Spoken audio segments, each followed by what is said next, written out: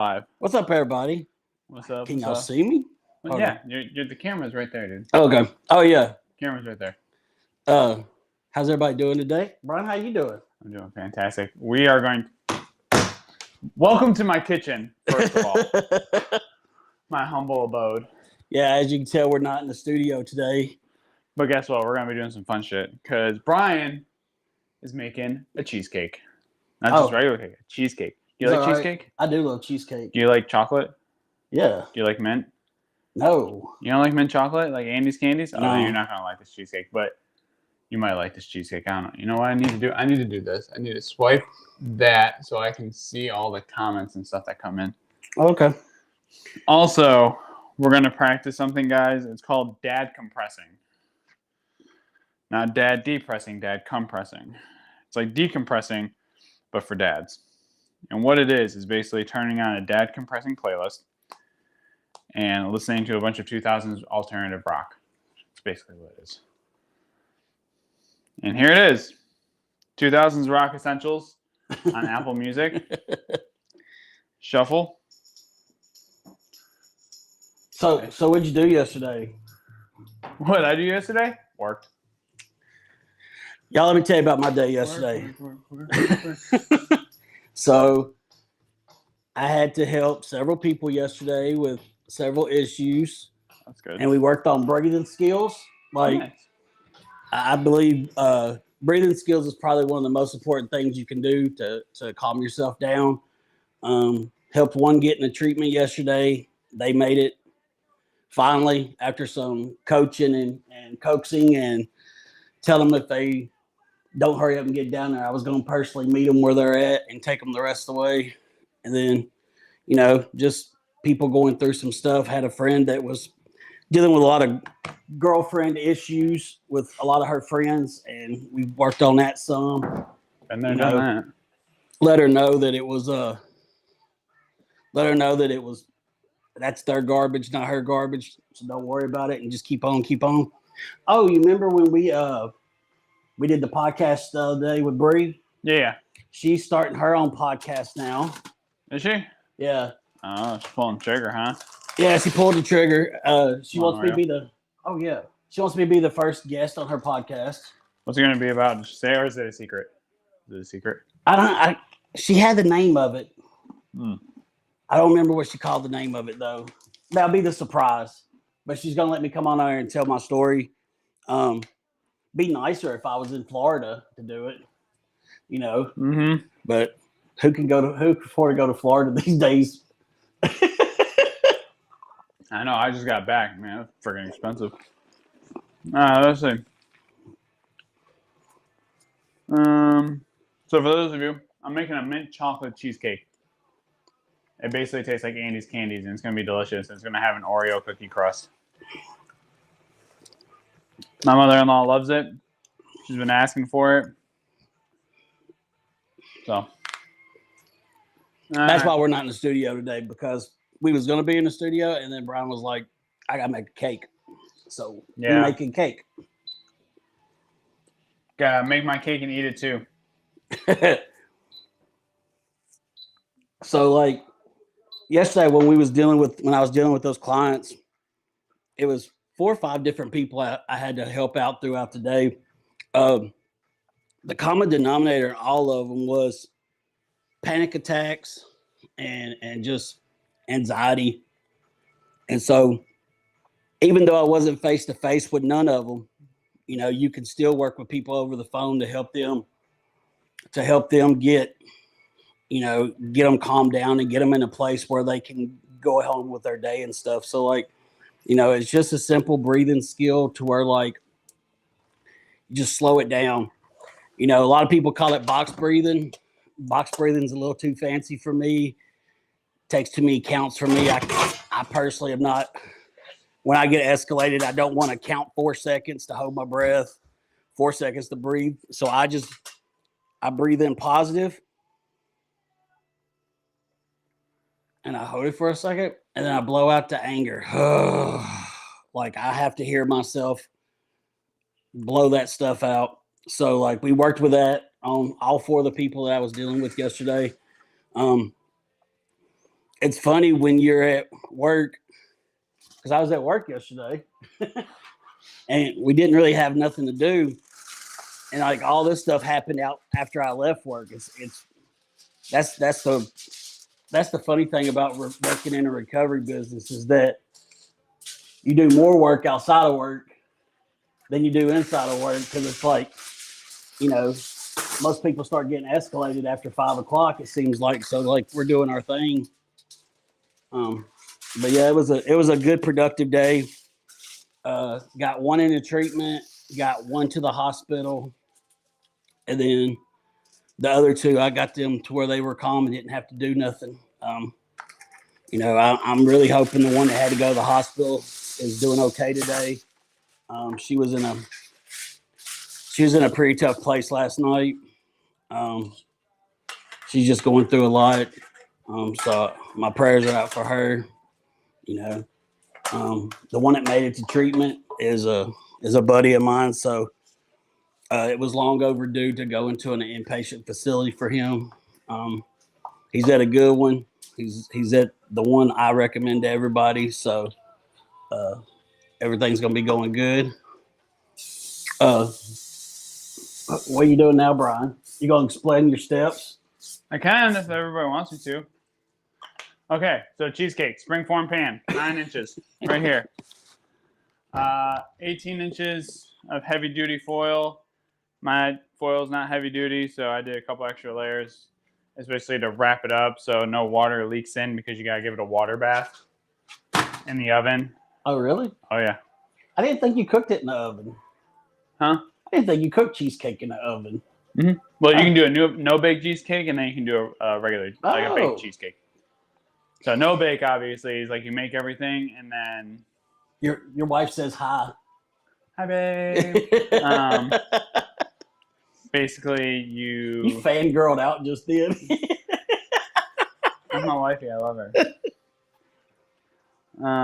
So you can either bake it in the oven and then let it chill and set, or you can do a no bake, which is basically make everything, set it, and then freeze it. Yeah, that's all the ones I've ever had. So you can do either way. Doesn't matter.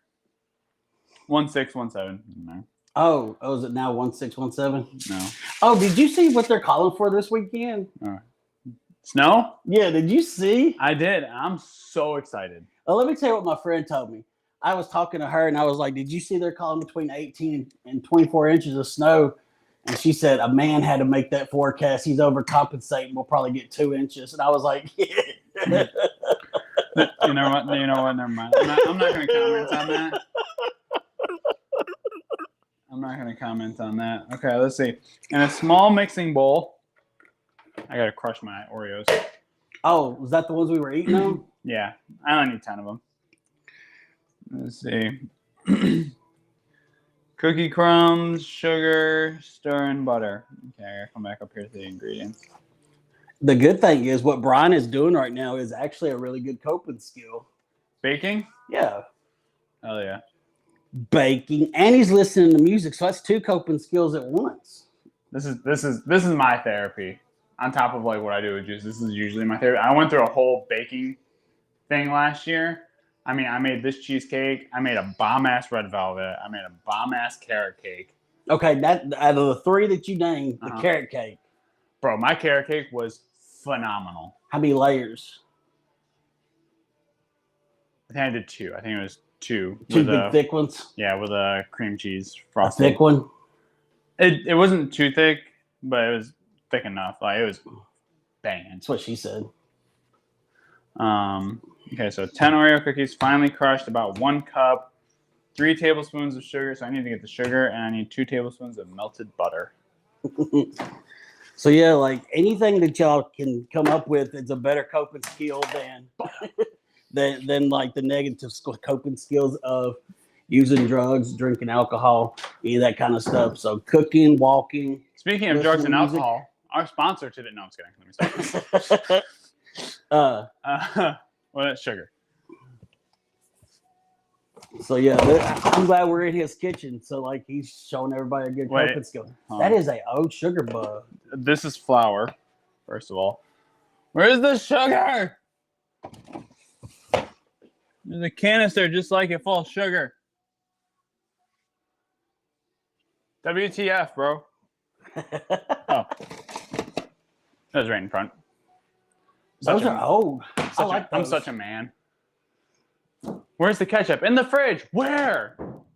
It's right here. That sounds like I looked everything there. just fell. Huh? Sound like everything just fell. No. So, life hack for those of you: we have a shoe thing that has cups on it Oh. for all of our big cups. So that's what it sounds like when you close it. It's rocking. So, life hack for all of you parents out there: get one of those like shoe organizers that hangs over the door. Put it in the pantry, and then you can put cups in it. Learned that from my sister, actually. So now comes a really fun coping skill, and that's smashing Oreos. So you get to get a little aggression out. So I gotta go back in the pantry, get a bag. Last time I did this, the oven's preheated. Oh. Last time I did this, I took the cream out. I'm gonna leave it in this time. Leave it in. Because it doesn't say to take it out. That's too much work. I mean, I was also eating the cream as out. So I was like, well, yeah. No, you would. All right, 10 Oreos. Here we go. 4, 6. No! 7, 10.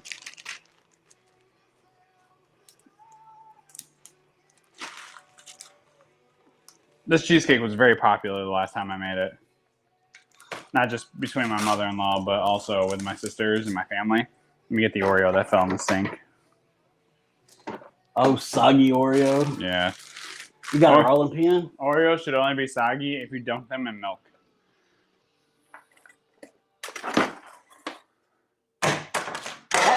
That was too small. It's average. It's an average sized rolling pin. Nobody wants to walk around with this in their hand all day. Get back problems from this. Anyways. Oh, that's loud.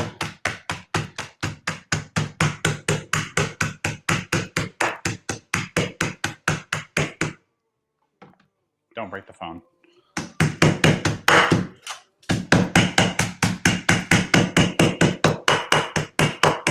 Although it would give me a new reason to get a new phone.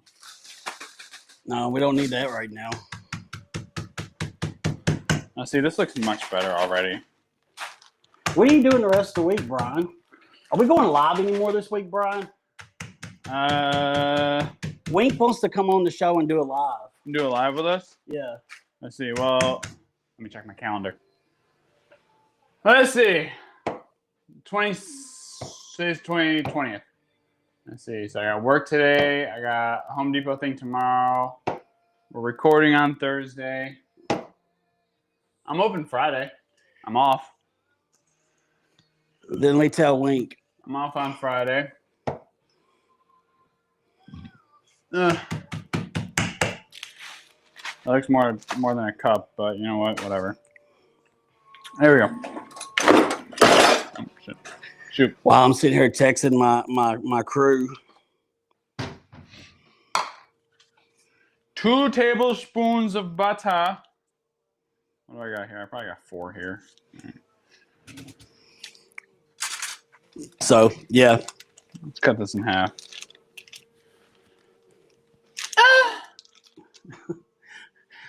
I think I have got ADHD.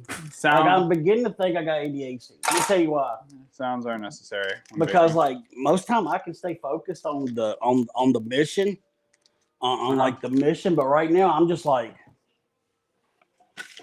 every time I hear a noise, I lose my train of thought. All right, let's see. So now in the small mixing pan, 3 tablespoons of sugar. So I need this.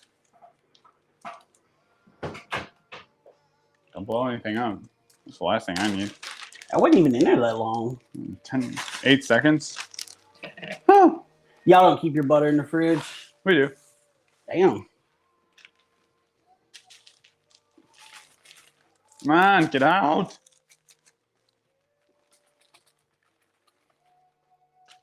So, is everybody getting ready for the big snow that we're going to have this weekend? I am so freaking ready.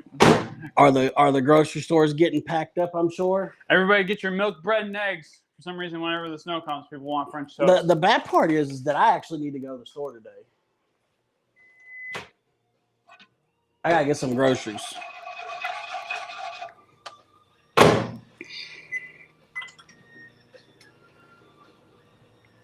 Don't brown the butter, Brian. That's good enough. Okay. When I say 3 tablespoons of sugar? Yeah. For those just joining us, Brian is using his coping skill to cook a cheesecake today. Hell yeah. Mint chocolate cheesecake. Unfortunately, it's got mint in it. Oh, dude, it's so good though.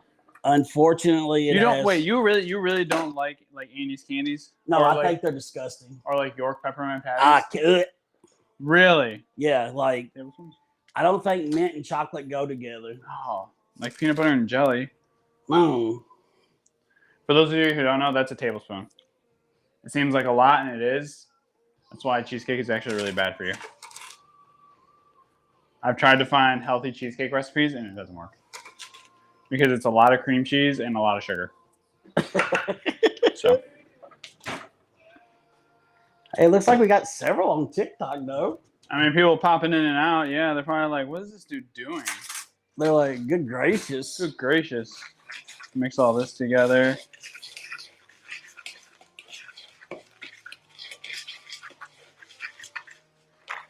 All right, I'm gonna need some extra. I'm gonna need some PPE. You down with PPE? Oh, Yeah, you know me.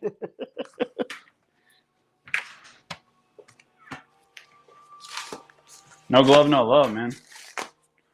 Yeah, you gotta wear gloves. For those of you that don't know, my background comes from a kitchen. So does mine. Oh, well, yeah, you worked at Sonic. 30 years of Sonic. I did about 6 years in restaurants. And now it's just recovery. But I hadn't baked anything on my own until like recently. That's what I'm told. Am I supposed to like slowly add this? And then stir in the butter.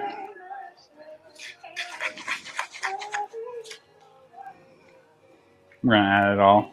We're gonna add it all. Add it all.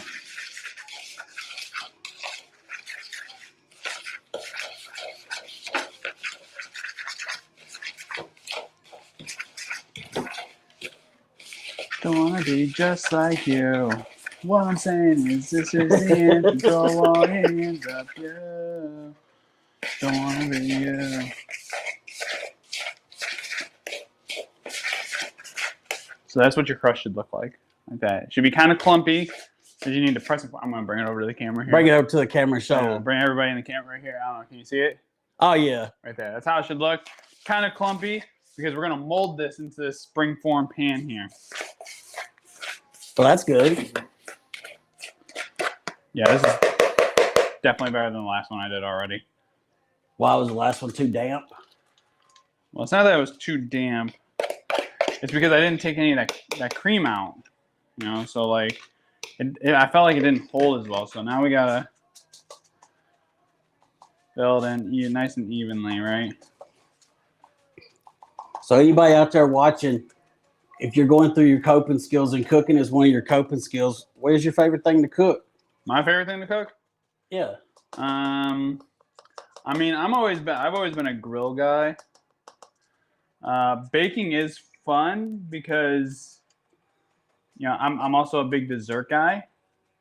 So let me make sure I cover this whole bottom pan here. But I would say definitely like my favorite thing to cook has got to be something like on the grill or something like that. Like those, what was that we had not that long ago? The Philly cheesesteaks when we had the Oh, yeah. Super Bowl party last year. Yeah. That's coming up again, isn't it? Yep. You gotta cover this whole bottom here. I can't have See, anything. cooking is not my coping skill. You would think it would be as big as I am, but it's really not. Like, it's really not. I think I get this off of here.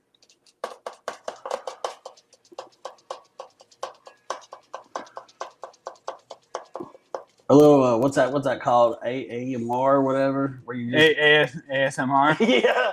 The little But the only thing that people are hearing is probably me going.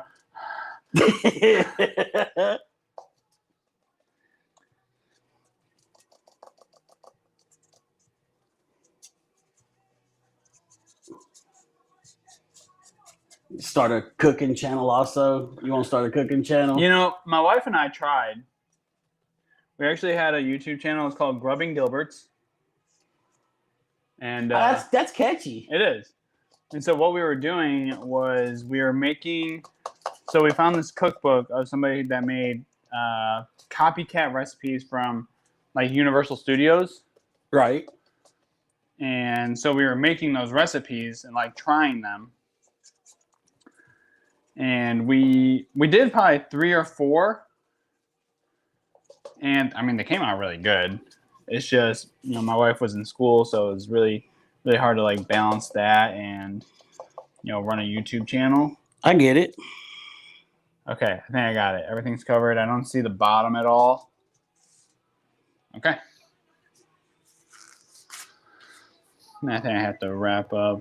Yeah, okay. So I gotta fold this up. So now, peeps, my pan's right here, yeah. So now what you do is you take this, and basically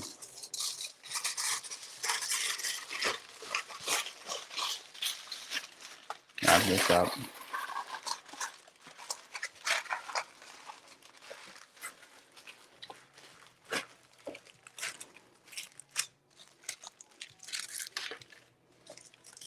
Like I said, this is going to take a water bath in the oven. And you can't let water seep into it, because if water seeps into it, your cheesecake will like deflate and will not cook thoroughly. I took them off. Took my radios off. Now I can't see nothing.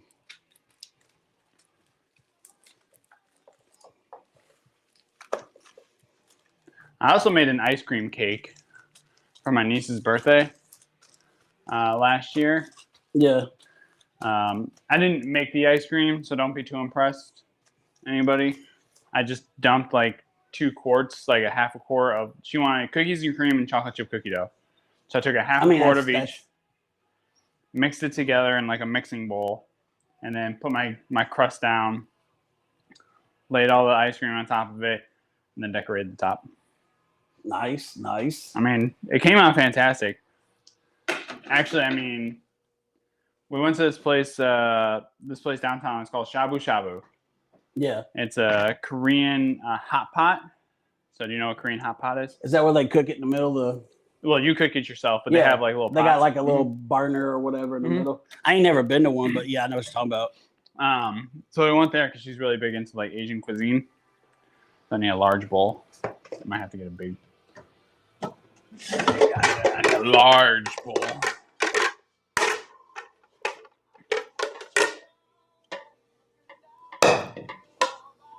That's a big one. But we had, so everybody had a slice, you know, that was there. We actually had one left over. We gave it to the server. And the server came back out. She was like, "Who made this cake?" Everybody was like, "Him." And she was like, "It was really good." Okay. What's the next step? I lost it. Okay, there it is. Okay, hold on. Let's see. So you need 4 packages of 8 ounces of cream cheese. Golly. Yeah, a lot of cream cheese. Which I got right here. And they have to be room temperature. That's another thing. They need to be room temperature. Okay. Let's see. Cup of sugar.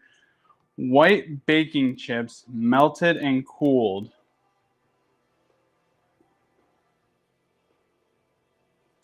White baking chips, melted and cooled.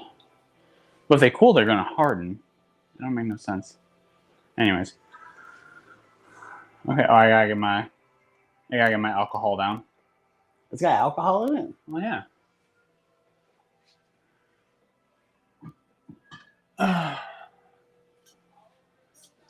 Creme de coco. So chocolate liqueur. And right here. And creme de menthe liqueur. Now, again, this is a bake, so these will bake out. Like you're not going to taste any alcohol. But you can get non-alcoholic versions of these. I just don't know where, so don't ask. Right. I do need the flour.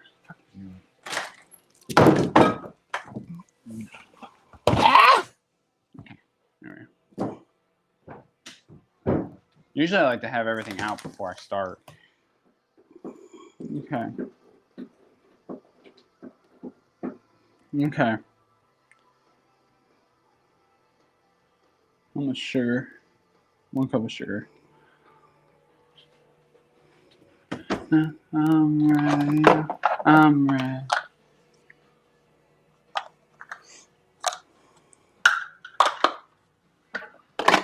So anybody that's watching right now, let me know your favorite coping skills. Like, let us know what y'all like to do for your coping skills. My personally are, I like to go riding. Like just driving around? Yeah, like I like to go out to the country. Like I get out of Gallatin, get out of Harrisville. I go back to like my hometown of Adams, where all the dairy farms and stuff's at. And just roll the windows down during tobacco season, especially, so I can smell the tobacco barns and stuff. Okay. I saw, you know how I told you I had that idea where I want to have some miniature cows and miniature goats on a farm and stuff. Somebody just opened one in Nashville this week. Of course they did. I just literally, I saw the advertisement come across Facebook on my Facebook yesterday that they were opening this week. But theirs is it's called a dine-in. So like you eat, you bring a picnic or something, you eat there, and then they come up and they eat half your food. So it's similar to what I wanted to do, but not exact. You know what I'm saying? Like, so my idea is still able to be done.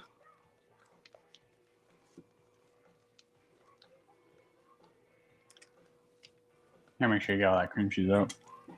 That's gross. All that 8 ounces.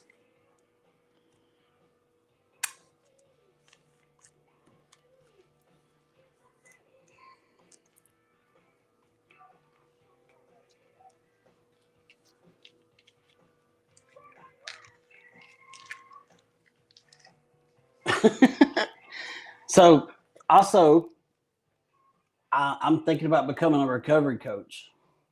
I know we talked about that before. Yeah.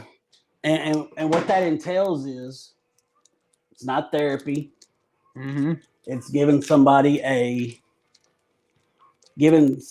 access to you when they need you. You know, like therapists, they're not there all the time. You know? Right. So like sometimes accidents, and sometimes you're in crisis mode and you need somebody to help you. Yeah. So you'll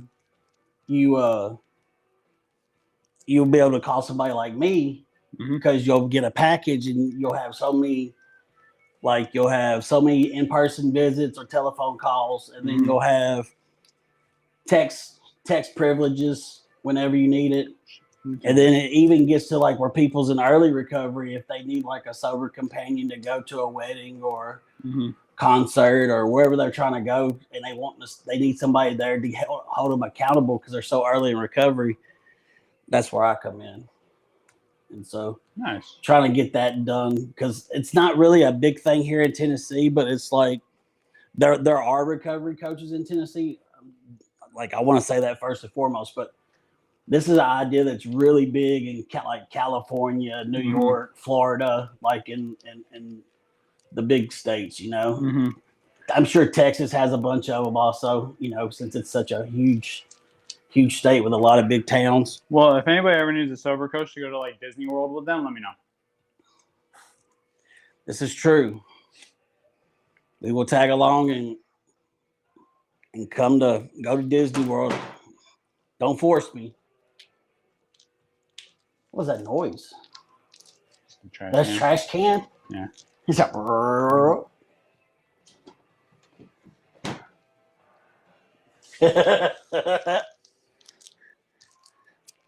so Sorry, I pooted. so yeah, like with the recovery coach thing, you know, you could be a recovery coach, sober companion, life skills coach. If you Mhm. hear any of those terms, they're all basically all the same, just how you word it, But but you have to be upfront and be like, this is not therapy. This does not replace therapy. This yeah, works alongside your therapy. I'm Yeah. not your therapist. This is you have your therapist, and then you have me that can help you understand. you're essentially like a supervisor, Yeah, like like loosely a babysitter. no, not really. Not I a said baby. loosely. Yeah, it'd be more like you're more like you're trying to teach You're- them learn you're trying to instill values of and a routine. You're and trying to help them routine. with routines.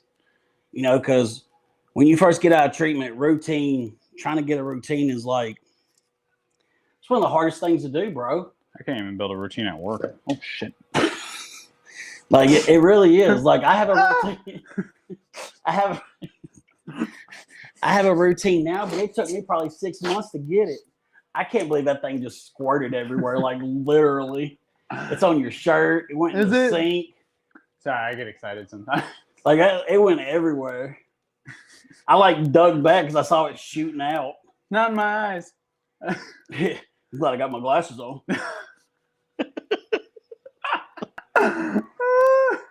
This is literally a behind the scenes look of the morning juice.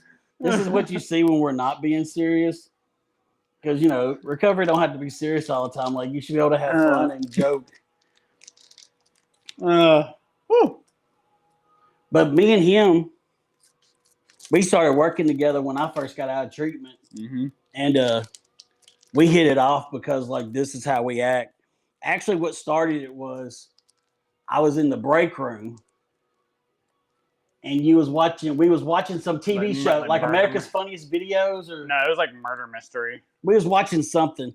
Unsolved Mysteries. And I didn't know nobody that well yet. It was like my second day maybe. And you made some comment that I was already thinking. And I was like, that's my guy.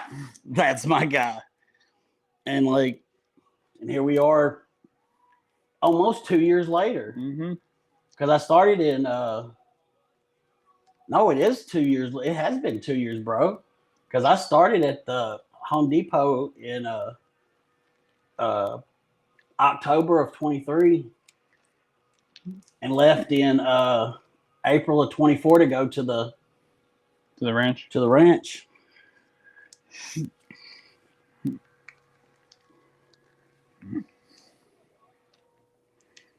And then I worked there. Plop. I was at the ranch for 9 months, about roughly 9 months. And now I'm at Path Recovery. Mm-hmm.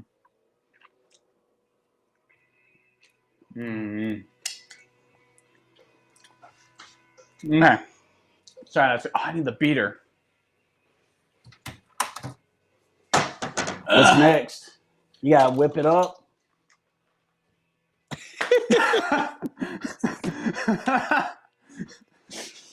If we could have just had 1,000 viewers just then, that would have been somebody screenshot you whipping it.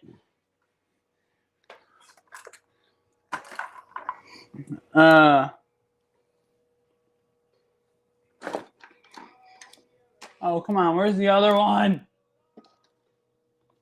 Probably in the front here. You know you ain't looking good. You're a man. I know. Babe, help me. Found it. I'm a big boy. Found it.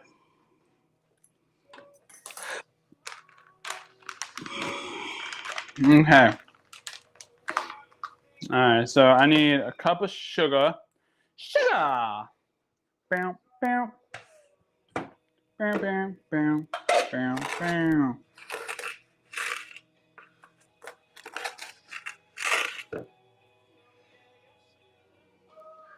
So, fun fact, I like to use half cups instead of like the full cup. Because usually it'll be like, you need 1 cup of sugar and a half a cup of flour. So instead of like having 2 different measuring cups, I just have 1. I don't see nothing wrong with that.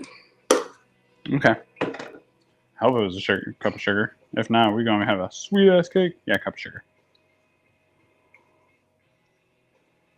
And then I got to blend that until smooth. Okay.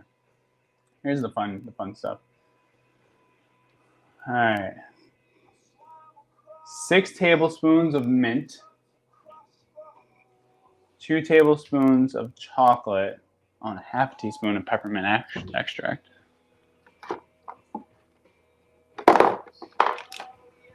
Hold on. I know I got some. I freaking saw yesterday. There it is. Okay. Now I need the white chips. So I'm going to have to heat them up. Are you gonna heat them up? Yeah, heat them up. Heat them up. Heat them up.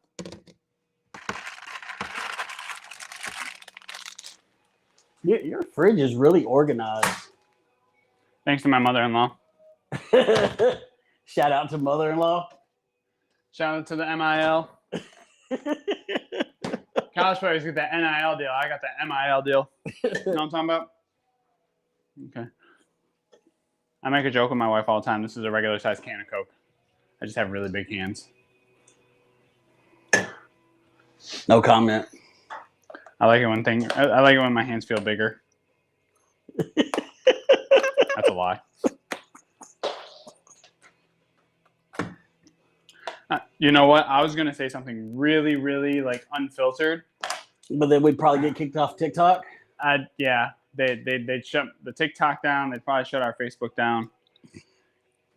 Yeah, we don't. Because I was gonna say something about using a beater, but I'm not going to. But let me make sure I haven't opened one of these. That's probably one of my biggest pet peeves is like opening a new package when there was already an open one.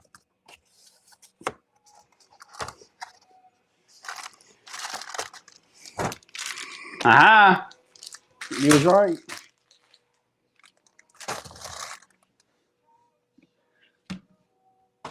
For the ones joining in, we are watching Brian use his coping skill of cooking a cheesecake.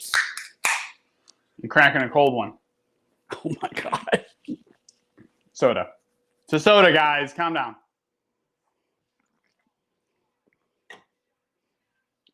Okay. So I gotta beat this on low. Oh, it's so going to be smooth. so loud.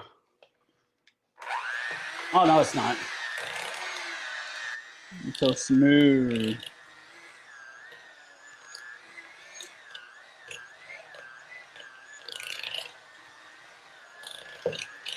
Gotta mix all that sugar and that cream cheese together. Basically, for those of you that don't know, this is essentially how buttercream is made. Or not buttercream, cream cheese frosting. But instead of regular powdered sugar or regular sugar, it's powdered confectionery sugar. So if you take cream cheese and a rat ton of confectionery sugar or powdered sugar, Yeah. you have a cream cheese frosting. That's it. That's all it takes. Yeah, nice and smooth.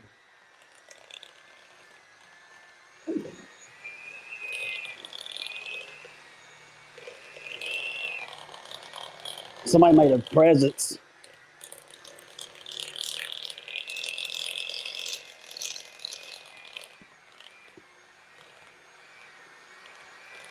Beat it up. Beat it up. Beat it up.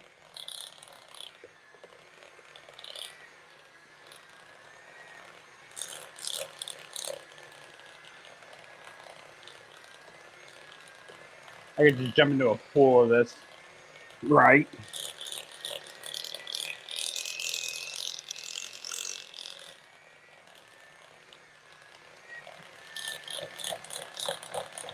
Always gotta make sure you get the sides. Gotta mix all that stuff in.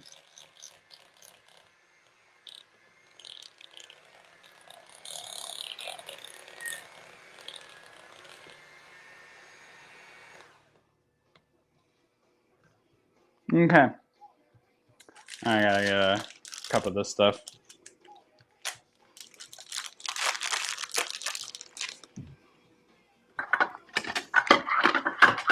We might wind up having to cut this a little short today. Why? I got a friend that's struggling. I might have to jump off here and well, you can continue. I might just have to jump off here for a few minutes. Okay. To go take care of that. That's what I just asked.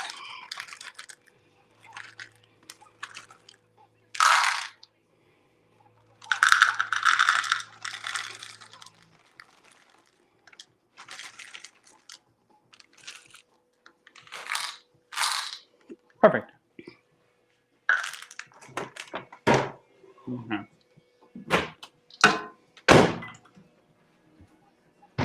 Okay. All right, so beating cool chips, creme de menthe, flour. Okay, what did I say? I said 6 tablespoons of mint.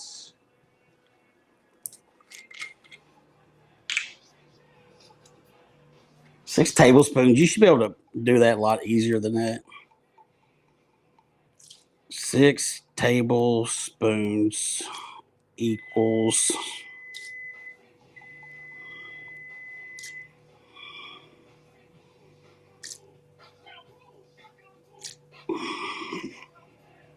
it's a fourth of a cup plus 2 tablespoons. Guess what?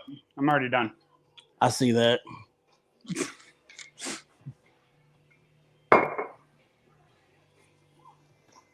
Now you're gonna turn green. Basically, a quarter cup of all-purpose flour, so I need a half of a half a cup. You need half of a half. Is that rage? Mm-hmm. Dad compressing. Everybody needs a stress radio station, like a to help decompress. Usually it's either this or it's usually like 90s hip hop for me.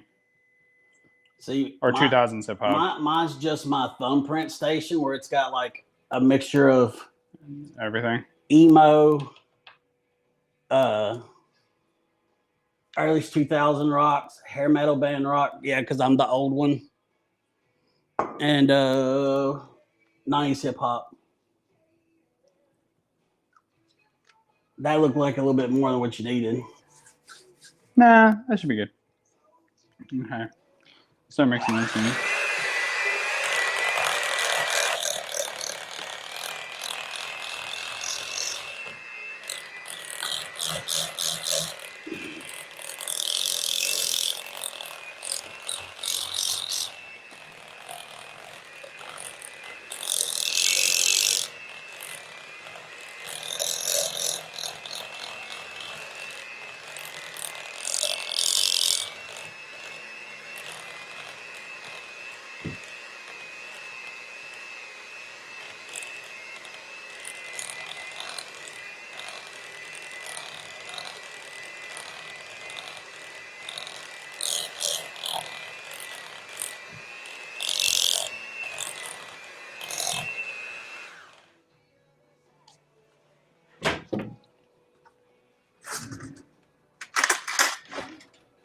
Smash them down.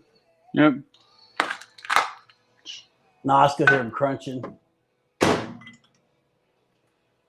They were still crunching. Mm-hmm. A little bit of Coke. Have you ever had Coca-Cola cake? You've never had like double fudge Coca-Cola cake? No. Bruh. No. What about German chocolate? You like German chocolate? I've never had a German chocolate cake, but that was gonna be my next bake. It was gonna be a German chocolate cake. I just love the icing. I just love the way they look. Like that coconut and whatever it is, icing. Yeah. All right, we're getting there. We're getting there.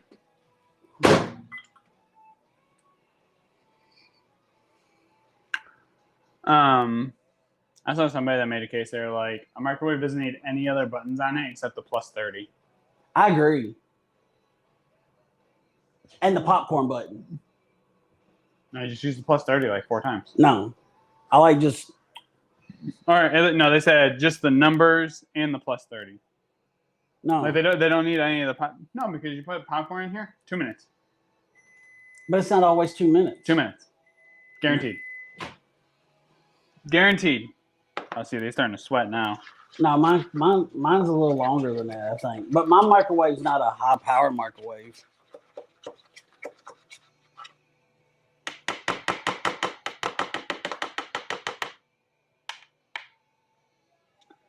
See, this I don't understand because it says heated and then cooled. But if the chips cool, it's gonna harden. Yeah, it's not gonna. You don't cool it. Just throw it in there. Like, I'm not gonna throw it in there like liquid boiling hot. No, because that'd make your cheesecake spoil. I mean, your cream cheese kind of spoil. So I'm gonna let it cool down like a little bit. Stir it around a little bit and let it cool that way. Make sure I don't have any chunky chips. You know, because if you keep it in motion, that's the key there. You gotta keep it in motion. Don't let it set. I think that's what I did last time. Or I didn't do last time. You didn't do the motion? Like I didn't keep like stirring.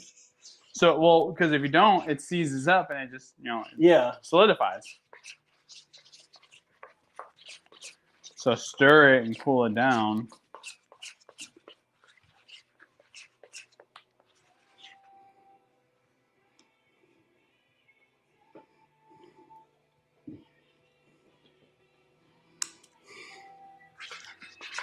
Oh, that's not too hot. So now let's see what we do is we put it in here.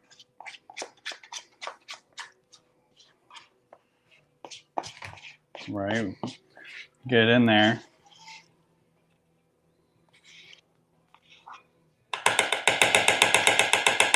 The question is how many of y'all are at work right now stressing over y'all's deadlines? While y'all are watching Brian use a coping skill making a cheesecake.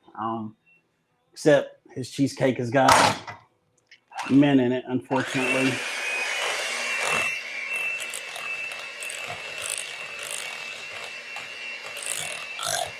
That's what color. I thought it would be a slime green color.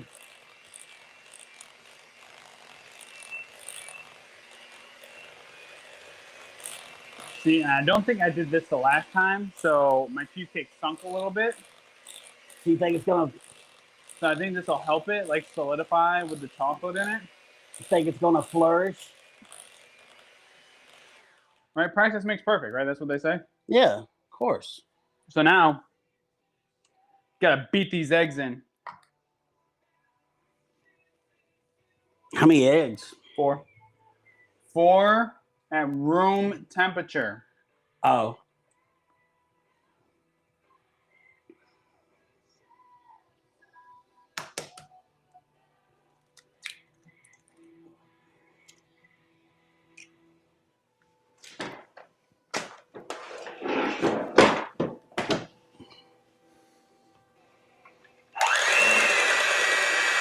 Oh, one at a time, huh?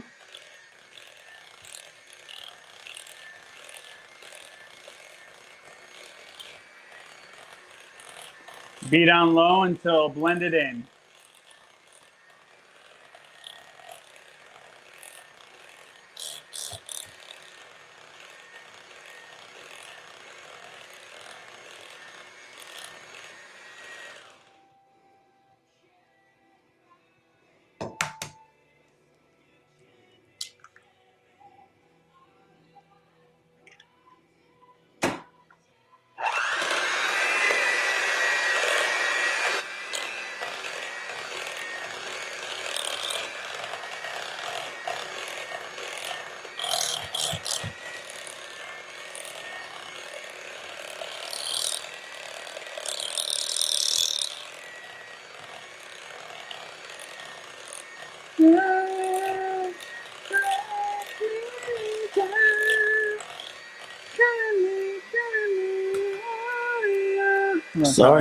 Sorry, everybody. I'm helping a friend right now who is struggling right here on the live.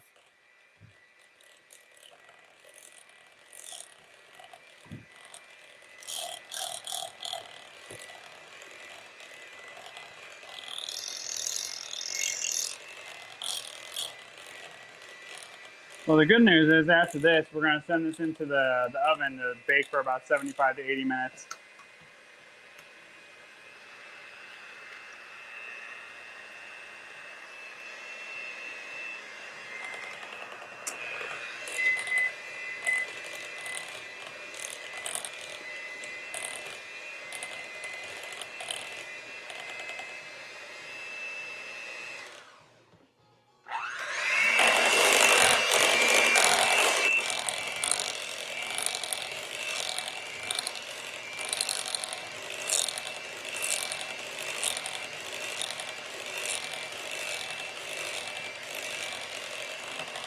That's the last one.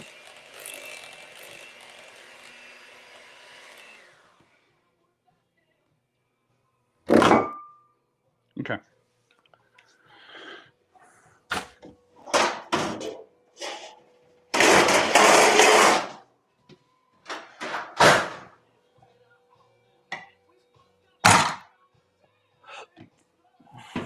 So the water just goes on that pan. Mm-hmm.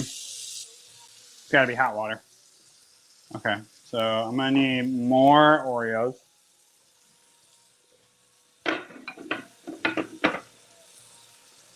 there's going to be a layer Oreo in between the mix. So I'll pour half the mix in, put some Oreos in, and then pour the rest of the mix. Oh, so it's 1, 2, 3, 4, 5. now when you have to put you're not gonna put butter on those. You just gotta just. Yep. Yeah, these are just a sprinkle crumble. Okay.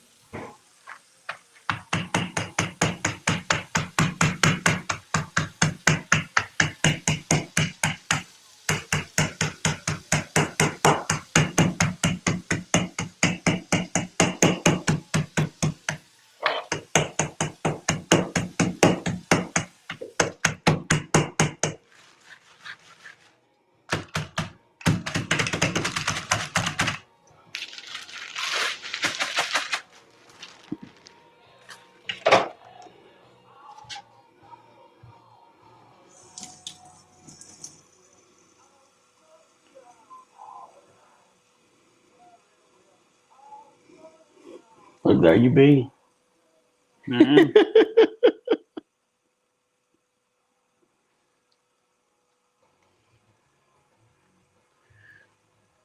Let's go, Brian. Use them cooking. Look at them cooking coping skills today. I would dump that everywhere.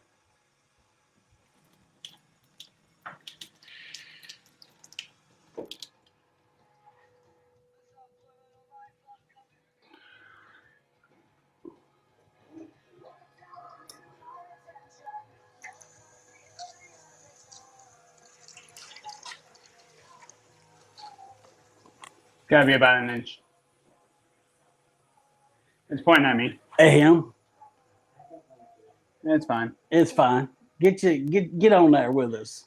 You like cheesecake? I don't like mint. Oh, you don't like mint? That's what he said. This is absolutely the best cheesecake I've ever had. Really? Oh my gosh, it is so good. Okay, so it wasn't just Brian saying it was the best cheesecake. Huh? It wasn't just Brian saying it was the best cheesecake. No. The MIL just said it was the That's best right. cheesecake. I told you, man. If you get the MIL approval, then you know it's good. That's what I'm saying. Then you don't get a lot of MIL approval, you know, for the most part. But if you got the best cheesecake she's ever had, I'm telling you, I gotta go email your sister and tell her you're making it. She's gonna be jealous. Okay, so we're pouring half of this in here.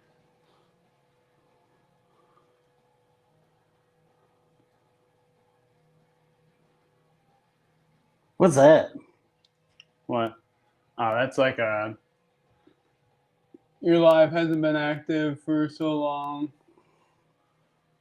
To making sure you're still there. Yeah.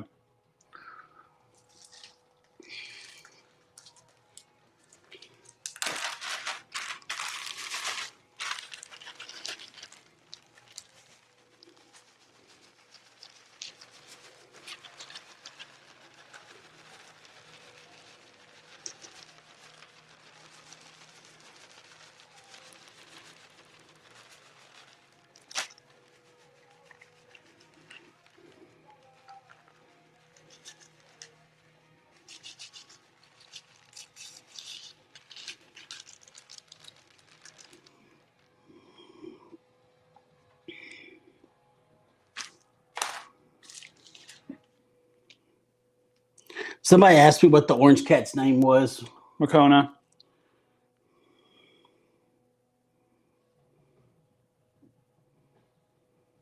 How you spell that? Come up with something. Maconna. Macooconna. Sure.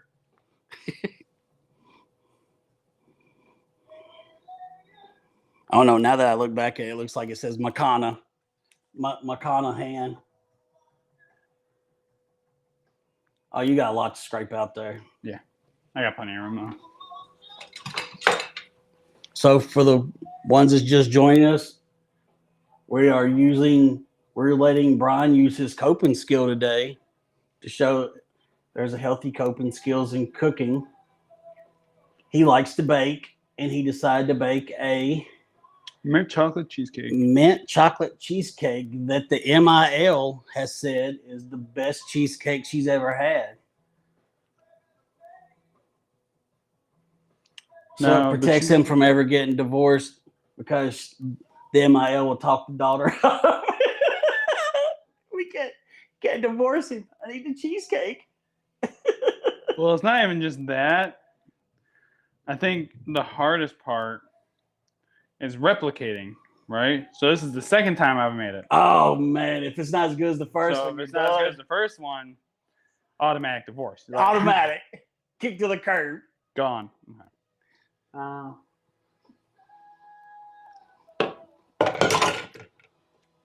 It's pretty damn good. Think so? Yeah. Now Yeah. you don't sprinkle no cookies on top of it? Nope, not yet. That right there, I would spill it. I can't even watch you do it. It makes me nervous. My leg just started shaking. That's why how bad it just made me nervous.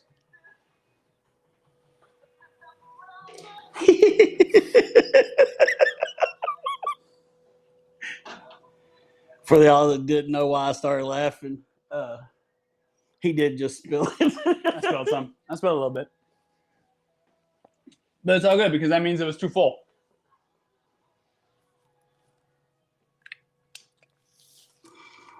Okay. Now into the water bath. How long does it cook for? –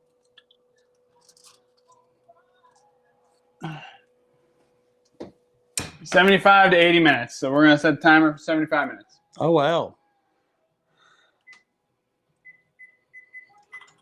Nope. Timer, homie. Man, I did that one time with the microwave when I was at the ranch, Mm-hmm. and I didn't realize I turned the microwave on. I burnt that bastard up. Huh. Where'd my phone go? Right here. Make sure I did everything right because, you know, me.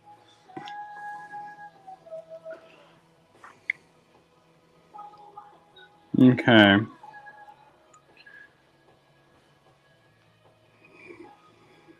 Bake until center is just set and top appears dull. 75 to 80 minutes. Remove springform pan from water bath. Cool cheesecake on wire rack for 10 minutes. Loosen sides with a knife. Remove foil.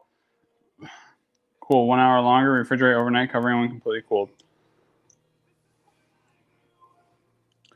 Now, the thing that you guys aren't going to be able to see, and it's a shame, is the chocolate ganache that goes on top of it.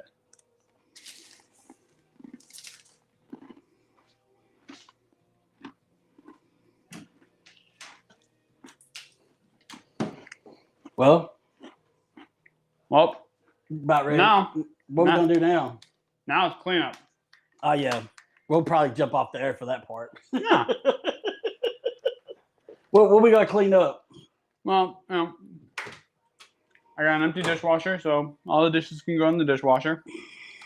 I just gotta put all the stuff back. Easy cleanup. Easy cleanup. I'm talking this cleanup. You know, this cleanup, not Oh, studio cleanup.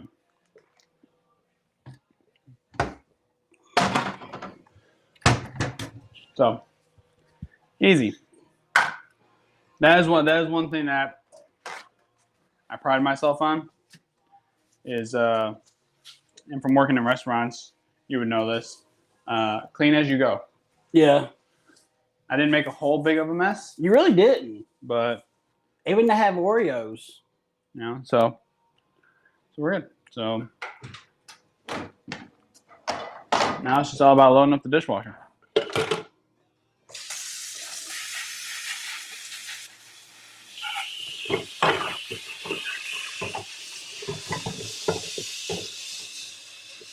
I know some of y'all look at this as a chore, but again, Hold on, let me drop back because I'm gonna lose that.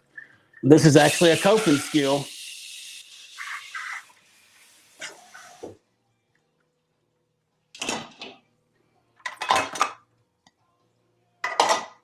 Oh, that goes on top. That's a small bowl. Small bowl. All right. Yeah, see? Oh yeah, it done hardened up.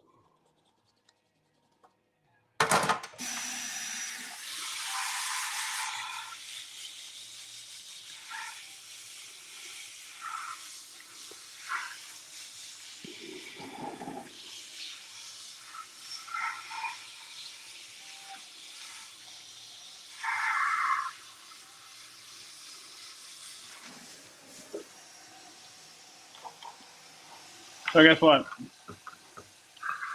So I met a guy at work, another guy. Okay. I met a guy at work. He's brand new. He just started. He's a Bucks fan.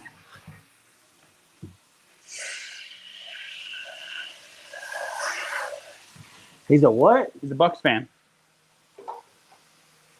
Like me. Yeah. But he's got insider relations with the media team down in Tampa. So him and I are starting to think about putting a show together. You know, basically as a a Tampa Bay show, Yeah. since he actually has like inside access to like news and media that comes out of Tampa.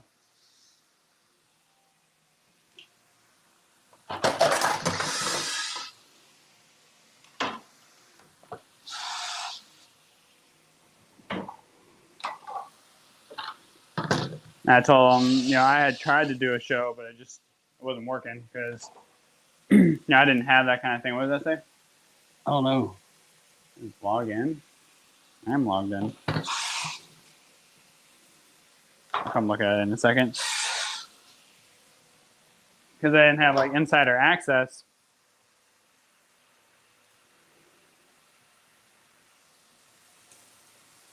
So I was like, listen, I can get you set up and we can make it look all good and professional. Right. But you got the news, Yeah.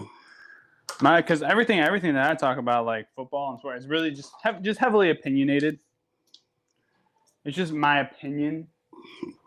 It's never like actual fact. Now, sometimes it's crazy because like what I'll say will come true, which like blows my mind. And then I'm like, I should be working for ESPN.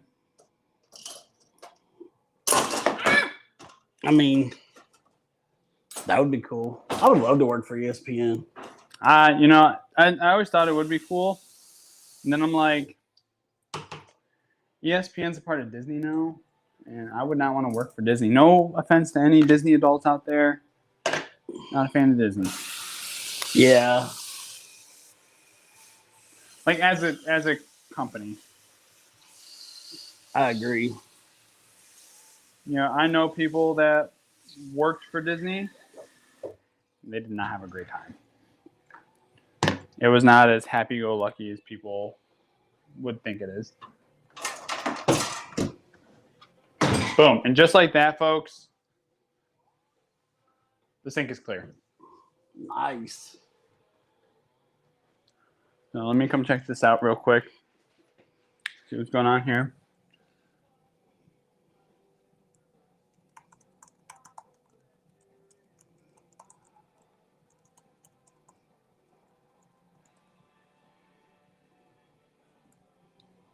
Oh.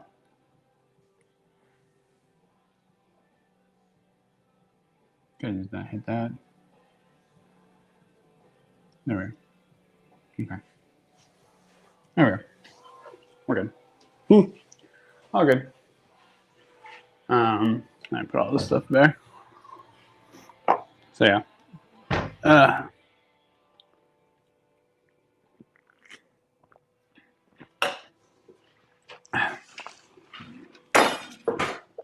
Okay.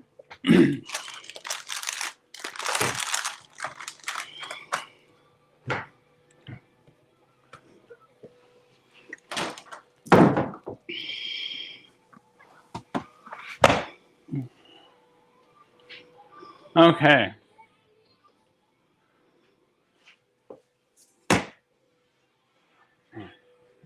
I haven't used like any of this, it seems like. Right.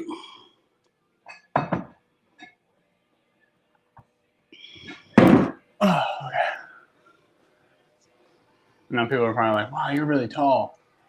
But they can't see how high I'm reaching. There we go. But I will say, the real baker in our family is my wife. My wife can make some bomb-ass everything. Really? Oh my gosh. So she had a baking business for a little bit. Where she was making like Italian treats and stuff. Here? Or when y'all was living up? No, in Tennessee. We did it like it was like right around the pandemic. And honestly, if we wanted to, I think we could have gone full time with it. Because I mean, she was constantly getting orders. I mean, constantly. With the demographic of people who move here from up north. Oh yeah. Oh yeah. Right. I mean, always looking for the kind of stuff that she was making.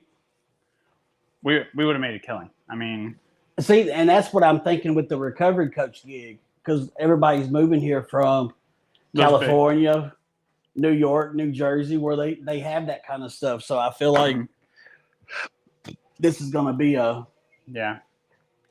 Sorry if I missed anything here.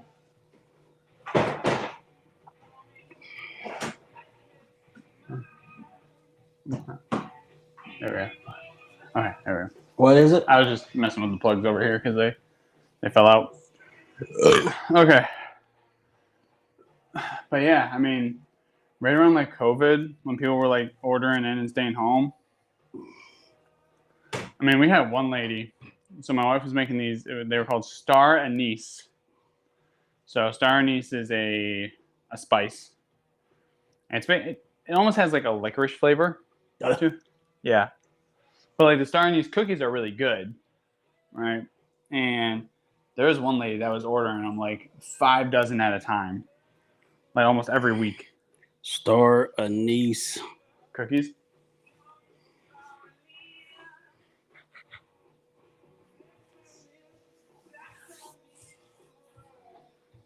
I'm just trying to see what they look like. They're white?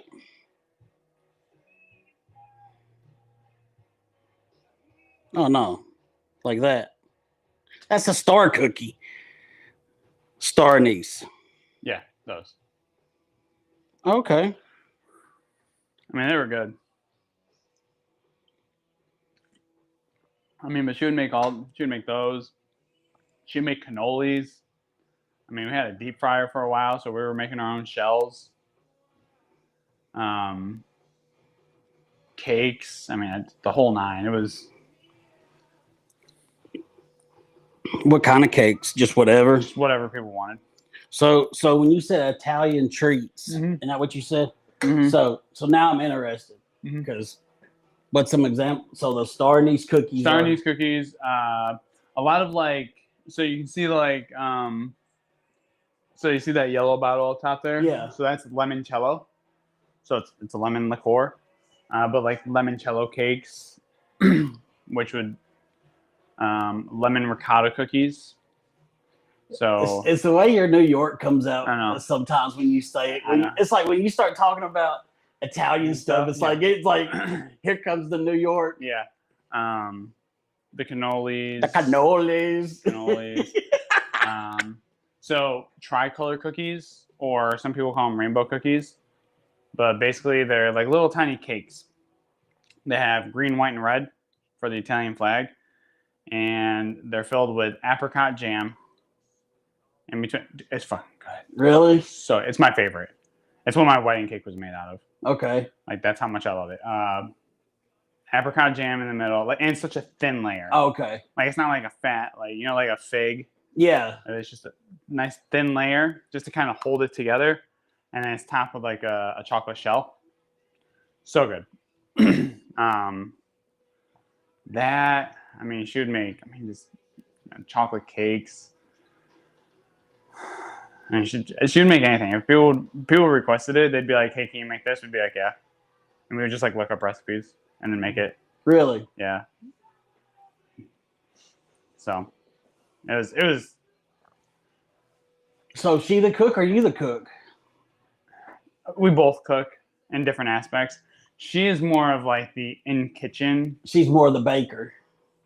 Well, I mean, prominently, yeah, because I don't ever have really a chance to bake. But if like I had a chance to just like bake things, I would. Right.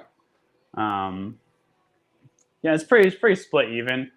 Like, sometimes I'll cook in the kitchen, and then sometimes she'll cook outside, or like grill something, and then sometimes I'll grill something, and then she'll like cook in the kitchen. So it's a very split even, like down the middle, as far as like. Now there are dishes that she can make better than me. Absolutely, basically any pasta dish that's out there, she can definitely make better than I can. Like her stuffed shells, I couldn't in a million years. Really? Like, because her sauce, incredible. My sister-in-law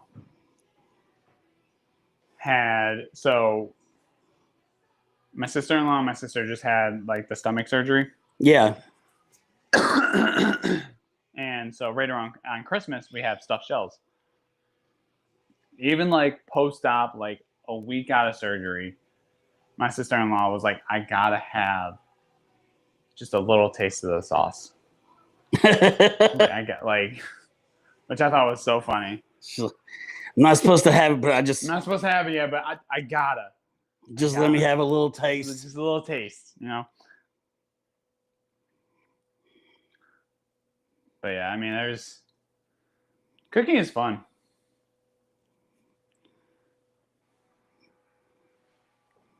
Especially if it like challenges you Yeah. to do it. It's so worth it. So worth it. Yeah. I get aggravated with it. That's the thing. Like when I made this the last time, or when I made like the carrot cake and stuff like that. I keep hitting this and closing it. I don't want to. Like people are like, "Oh my gosh, it's so good!" Like you did such a great job. And I'm sitting here thinking, I'm just like, I just followed instructions. I just kept my phone next to me and just followed the instructions. Like, I mean, it's not rocket science. I mean, you look up the recipe. I mean, for something, it's out there. Yeah. See, my problem is I don't like following directions. Like, I'm just gonna. I don't like following directions. and I don't like being told what to do. Like, I mean, I can admit that. Like, those are both flaws that I'm working on in my recovery. But like, even when you're putting together furniture, like when I was married and we was putting together like furniture or toys, I would like literally my ex would take it away from me because like I would get about 30 minutes into it and I'm just like, oh, because I don't want to do this step. I want to do this step. Yeah. So I'm very picky when it comes to stuff like that. When it comes to like putting like toys and stuff together. So we got the girls a dollhouse for Christmas, a new one because their other one was falling apart. I always kind of tease my wife. I said it's falling apart because you didn't put it right together. You know, You put this other one together. and so I was like, if we get him another one, I'm putting it together. And so I'm up there, right? I'm upstairs putting it together. You know, we gave it to him on Christmas Eve. So Christmas Eve, before I went to work, I'm saying I'm up there with, you know, the screwdriver and everything. But I was like, I'm going to make sure this thing doesn't fall apart. I got the wood glue, right? So I'm gluing stuff, you know, all those little pegs and everything. Yeah. Because that's the stuff that fell out. Yeah. Not only that, you're trying to prove a point too. You know, well, that, and I'm like, because it, you know, that's the stuff that falls apart, like, you know, the screw, because the stuff that's manufactured like that, like, it's not meant to last. No. They want it to fall apart because they want you to get another one. I'm gonna make sure that shit lasts though. So we'll see. So where they build it, where they make it to where it has a little give in case your kid falls on it, so it kind of like gives with them and it don't hurt them. Yours is solid. They fall into that. They just Yep. take it. Yep. You're Be like, it didn't break though, did it? Yeah, I'm very. We'll we'll put stuff together. I mean, no problem. I mean, no, it what it is when I take it all out of the package, and you got like 900 screws, and you're like, if they're all the same size, it don't bother me. Like all day long, don't bother me. Yeah. It's when you get a pack of screws and you got 4 of this one, 7 of this one, and then it's like you screw blah, blah, blah, and you're like, none of these have numbers or letters on them. Like, and so you're like, oh. Yeah, I would always get, well, not always, but I get kind of agitated that if like they say use this screw instead of this screw, and like the difference between them is like 1/8 of an inch in length, and I'm like, why? Yeah. Like just make them the same size. Right. Like what are y'all doing? Like what is that 1/8 of an inch gonna do? I don't understand. I don't get it. That's what she said. Well, that 1/8 of an inch is gonna get you 2 kids. That's what it's gonna do. Oh shit. Dad compressing. That's what this is. Hell Dad yeah. Compressing. Dad compressing. So who we got recording on the show this week? We have What's his name? Dennis Jordan coming on Thursday at 2:00 to record the episode. Yeah. I feel like with the story he's going to tell, he is also the founder of the Shelby Jordan Foundation. He's coming on to tell his daughter's story.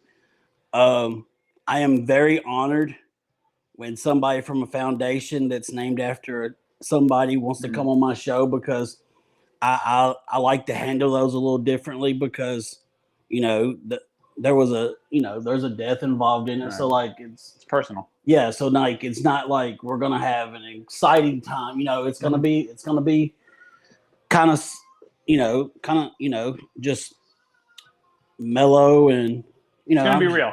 It's going to be real. Like I've watched some of his stuff. Since he's asked, you know, since we connected and he wanted to come on. I've watched some of his testimonies he's told. Very good. Like I will say he dives into it. Like it's real. It's emotional. It's powerful. I think it's absolutely needed. on our show. We haven't really had one like this before. So I am I am honored that he has given us the chance to do that, because he's the one that reached out to me for this one. So like I'm truly honored. Yeah. He will probably, once we start dropping the episodes, I've got a feeling we're gonna probably use his as the season premiere. Yeah. I feel like it's just I think it's a good story to start off a new season with, and so like that's what we're gonna do. Supposed to have, I need to reach out to Thomas today and see when he wants to come on, see what your availability is next week, and see when he wants to come on next week. He's with New Addiction Recovery. He's on TikTok at New Addiction Recovery. He talks about some phenomenal stuff like coping skills, just life lessons and everything else. Gonna have to ask him if he's the same. Well, he said he used to work at Discovery Place. So maybe this is the same Thomas we tried to get last year that we could never. I got sick. Then I had kidney stuff. Like everything happened when we were supposed to get him. So I hope it is the same Thomas. That way I feel better about it, because I don't like leaving no stone unturned, and anybody that wants to be on the show, I want to make sure they get on the show. I also need to reach out to Justin today. He's with Smiles for Recovery. He wants to record in February, so I don't think you got your first week of February schedule out yet, do you? I do. Actually, I gotta change this one because I'm actually off a different day that week. But so whenever you let me know what you can do that week, I'll shoot him a text and see what day he wants to jump on. So this week, I'm off Thursday, Friday. Next week, I'm off Thursday, Sunday. That's Super Bowl Sunday, though, isn't it? The week after that, I'm off Wednesday, Sunday. That's Super Bowl Sunday. Okay. So next week, if we done it next week, you could do it Thursday? I could do it Thursday. Okay. Or Sunday. I mean, hold on. Next week's not the first week of. No. What's your first week of February schedule? So first week of February schedule is Wednesday, Sunday. The 4th. Wednesday the 4th, yeah.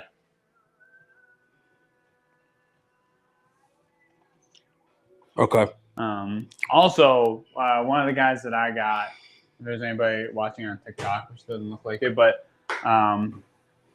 got a mental health advocate. His name is Eric Day. You can find him on TikTok. Okay. I've popped in and out of his lives. He's really, I know he's done one podcast, one show, but I mean, he's a chill dude. You say you work with him? No. Oh, is this the one that reached out to you? Well, I reached out to him on TikTok. Okay. Because I see him all the time. And he always does his shows. He always has like the dad gang hats on that I have. What's his name? Eric Day. And so, I've been following him. And, he's just, motivating, encouraging. He's always, talking with people that are struggling, like that jump into his lives. Day. D-A-Y.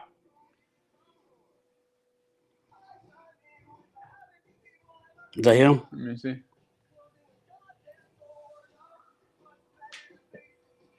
No, it's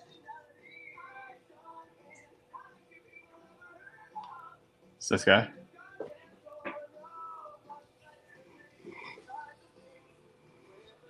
From homeless to helpful. All right. So we definitely follow him. So he wants to come on too? Yep. Yeah, I popped into one of his lives and asked him. Is he local? I don't think so. Okay. Not sure where he's at. Is this the one that we had to cancel this week? Yeah. Okay. See, I thought that person was somebody you knew. That's why I was asking. And not personally. Cool. And then I still got my local list of people that want to come on and tell their stories. So Yeah. I'm very much the well, I mean you are too, but I'm very much the reacher outer. I just find people and ask them. So a lot of times people reach out to me. yeah. I will say you're better at reaching out than I am. Mm-hmm. Like as far as a complete stranger to see if they want to be on the podcast. Yeah. Me, I'm like, I'll ask, but then I don't follow up because I'm a chicken shit. Yeah. He said he'll be free next Tuesday and Wednesday, which I mean, if he's available during the day, I mean it's fine because we can shoot it in the morning. Shoot it in the morning. So we might be shooting 2 episodes next week. Hell yeah. So we're trying to stockpile a little bit this year. That way we don't skip a week. Right. The skip a weeks always hurt my heart. Yeah.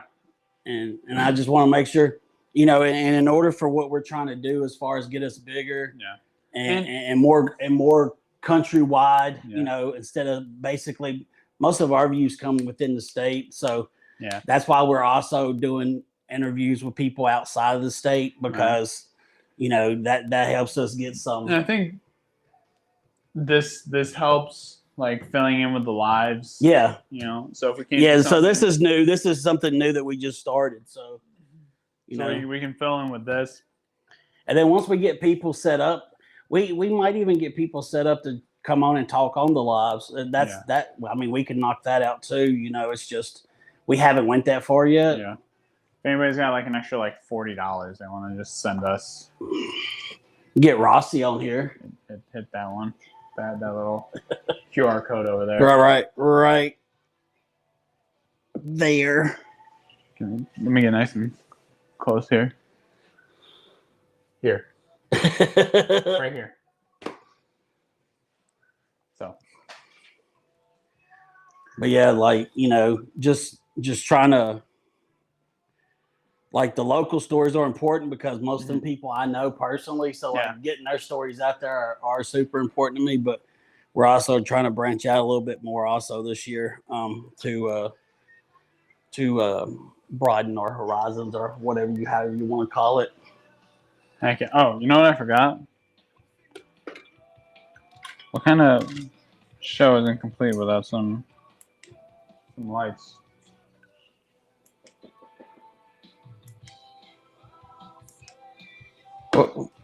Y'all just installed them for the hell of it. Oh man, they're dead.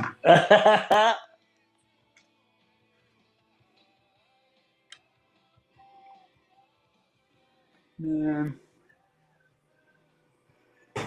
Somebody just sent me an updated forecast and it had no snow in it.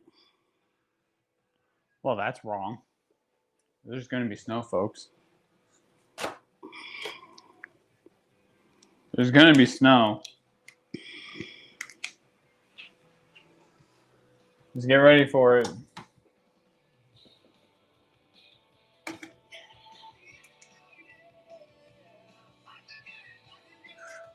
You gotta charge it.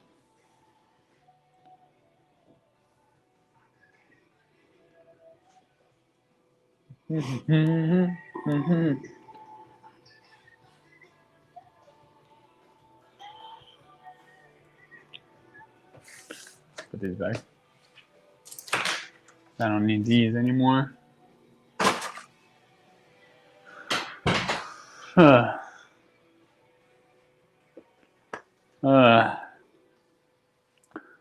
What time is it? 10:32. About that time. I'm trying to think of what I've eaten today. I have to.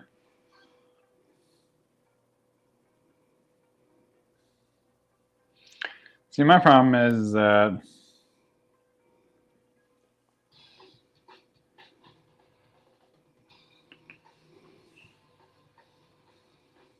I snack too much. I'm doing good today, though.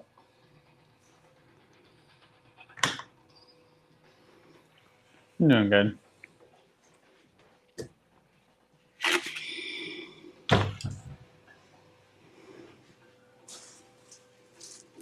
This stuff right here, folks, amazing. You want a good deli sandwich?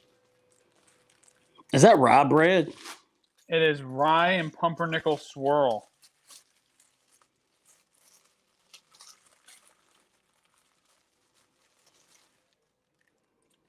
Pepperidge Farms.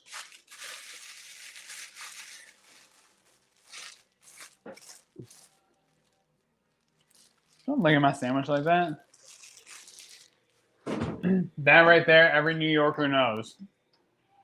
Great. Is that the bread that's used for a Reuben? Kind of.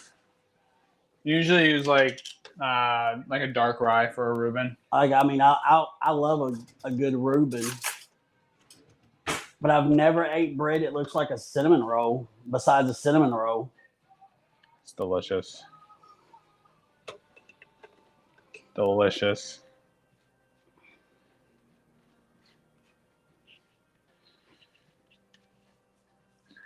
Delish.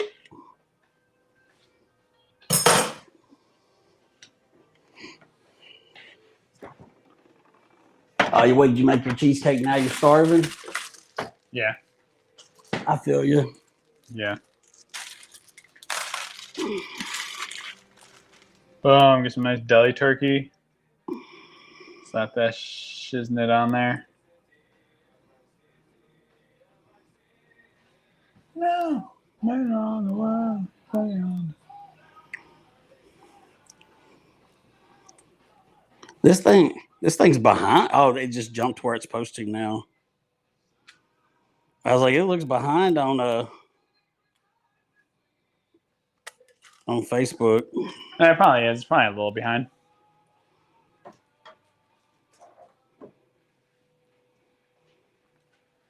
But like what I love about this bread is that when you cut it in half, it's basically the size of a regular sandwich. Oh, So basically get two sandwiches out of no tomato.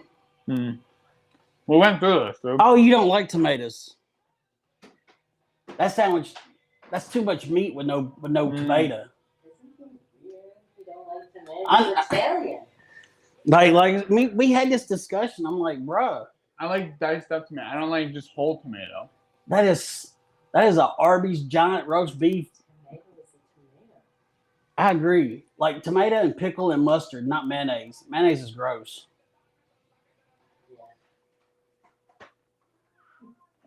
Miracle Whip's okay because it's not mayonnaise. And I bet you like that really nasty mayonnaise too, don't you? Like Duke's. I don't know. I've never had it. Oh, I do my shopping at Aldi. I don't buy anything name brand. Duke's mayonnaise is really like. Well, I can't say not anything, but we do a lot of shopping at Aldi. Yeah, you needed some spinach on there because I don't do lettuce. I'd have done spinach, mustard, and a big old fat tomato. That's what I got though. A cucumber.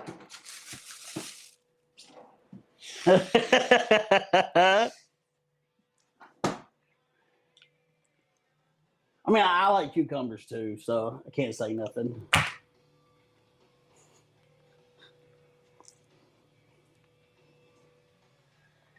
I just wash it off. I don't even cut nothing off of it. I just wash it off and eat it. Let's get it. Do you really? Mhm. Why? Weirdo. Mm-hmm. So when I was a kid growing up, I was taught eating the skins on stuff like that was good for you. But maybe they was just trying to get me full because we were poor, didn't have no money. Maybe. They were like, you're going to eat the skin on the potatoes. You're going to eat the skin on the cucumbers. Do you skin your carrots too? You just... Mm-hmm. I'll eat raw potatoes too, like with the skin on. Yeah. Like, there's nothing for me just to wash a potato off and just start eating it. I did that when I was in treatment, and everybody's like, "What are you doing?" Fucking psycho. And I'm like, "Y'all don't eat raw potatoes?" And they're like, "That is gross." I'm like, "You're in Tennessee. Most of y'all are from Tennessee. Y'all ain't never ate a raw potato." And they're like, "No." I'm like, "Yeah, I'll wash them and just eat them straight out of the bag." My best friend's mom thought it was the weirdest thing when I did that. Eating a raw potato? Mhm. There's nothing weird about that. Now I will cut the little roots off of it. You know how like sometimes it has little. I will cut those out because they're a little too hard for me to chew on. Your sandwich got about 60 grams of protein in it. Mm-hmm.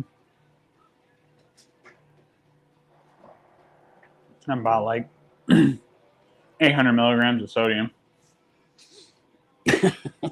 Probably.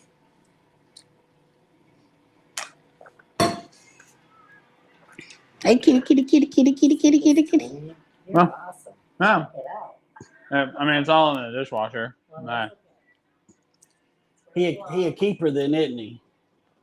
Cooks cheesecake and he cleans his mess up. Oh, yeah. He's a good baker. I'm telling you, when you get the MIL approval, like Kitty cat. Right? the Mm-hmm. not a lot of men get the MIL approval. I tell people all the time when I speak very highly of my mother-in-law You really do. because Like you have always spoke highly of her. because I am very blessed because I have heard horror stories About mother-in-law. about mother-in-laws. Now Tara's mother-in-law, yeah, Oh, I love my mom. I do. I'm telling your dad next time I see him. Oh, fun. Could you live with your mother? Could I? Yeah. Well, you guys did for about a year. I mean, I did for about 18. That- Matter of fact, here's the thing. They left me. I didn't leave them. They did. They left you. They left me. I didn't leave them. What are you Tennesseans gonna do when it snows 16 inches? Let me tell you something. every day?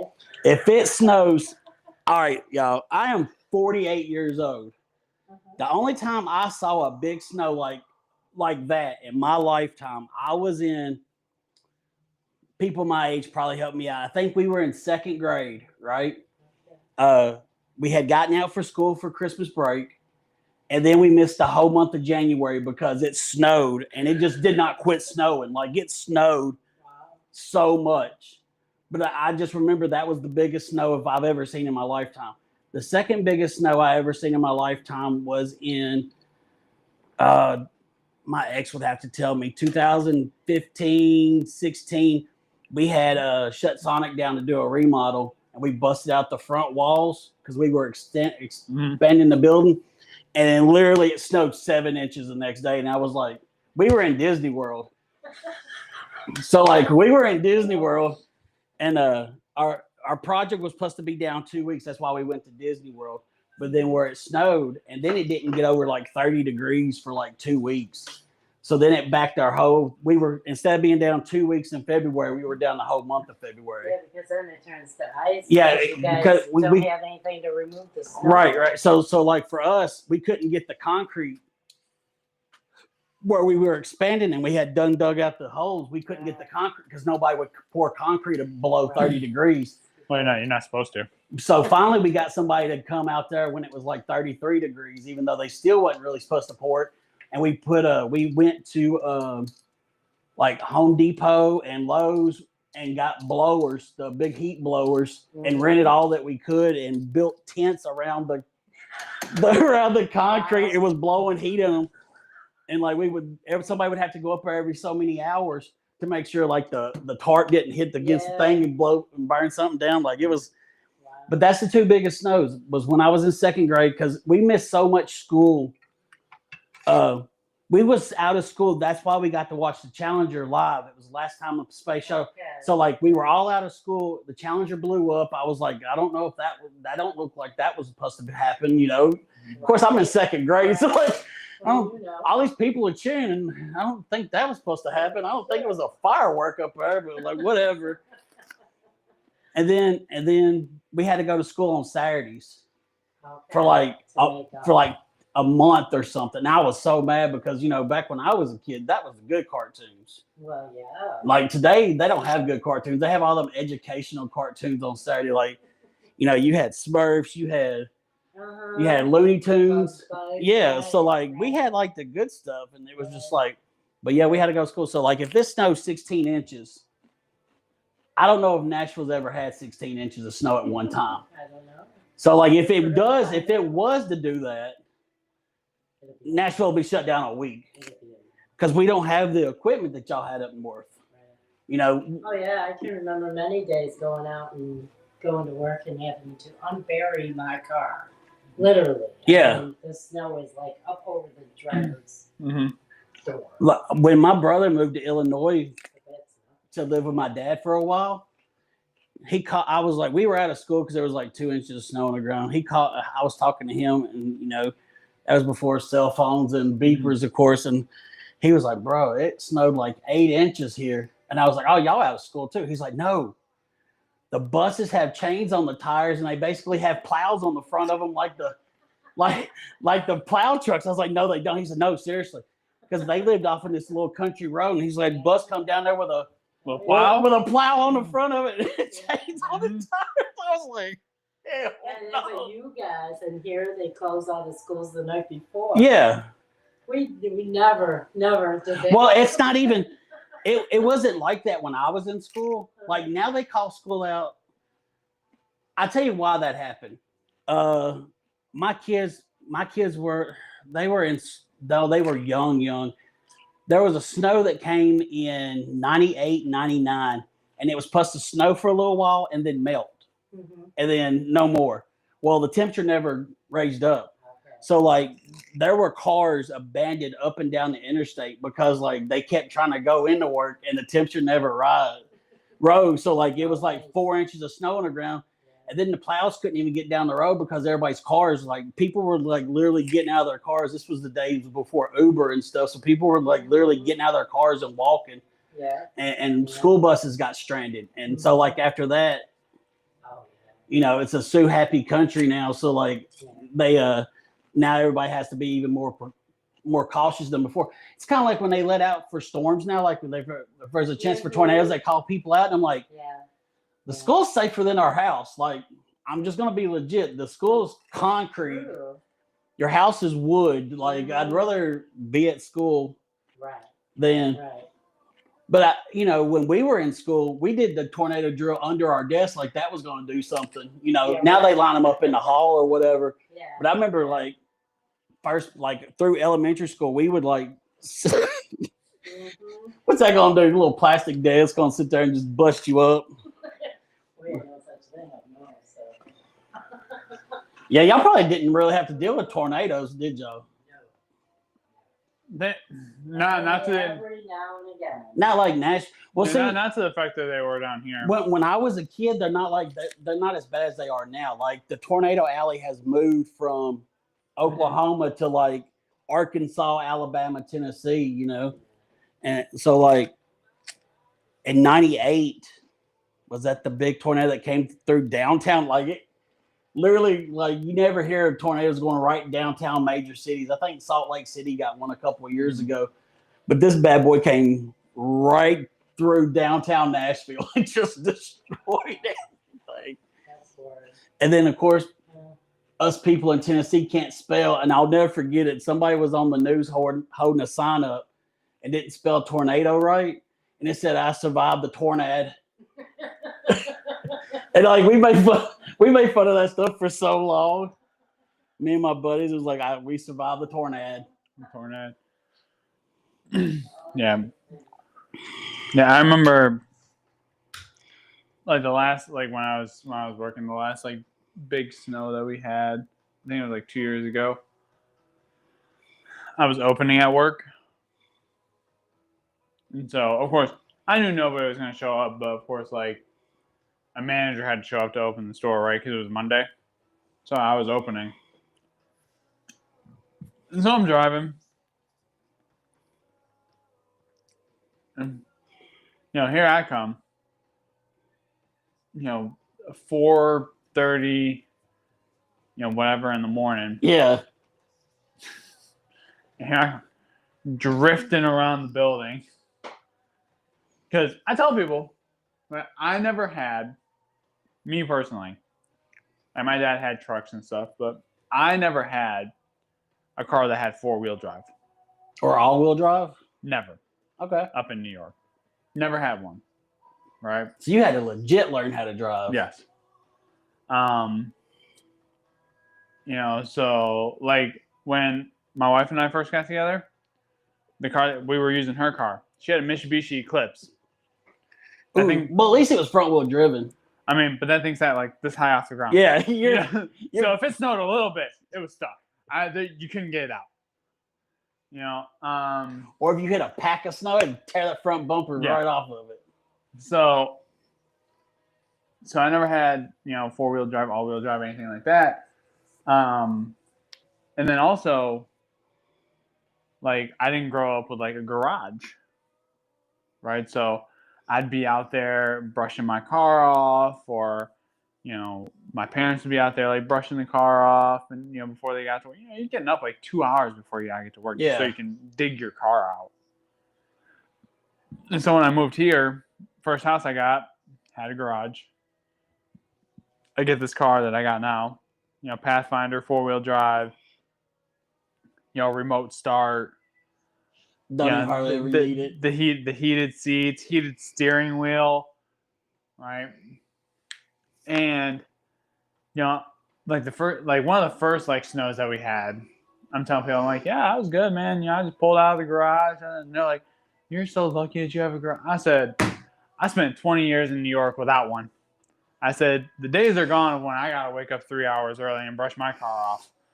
Okay, I don't pity you at all, because you're brushing off a dusting. Right. Okay. We're brushing off a foot.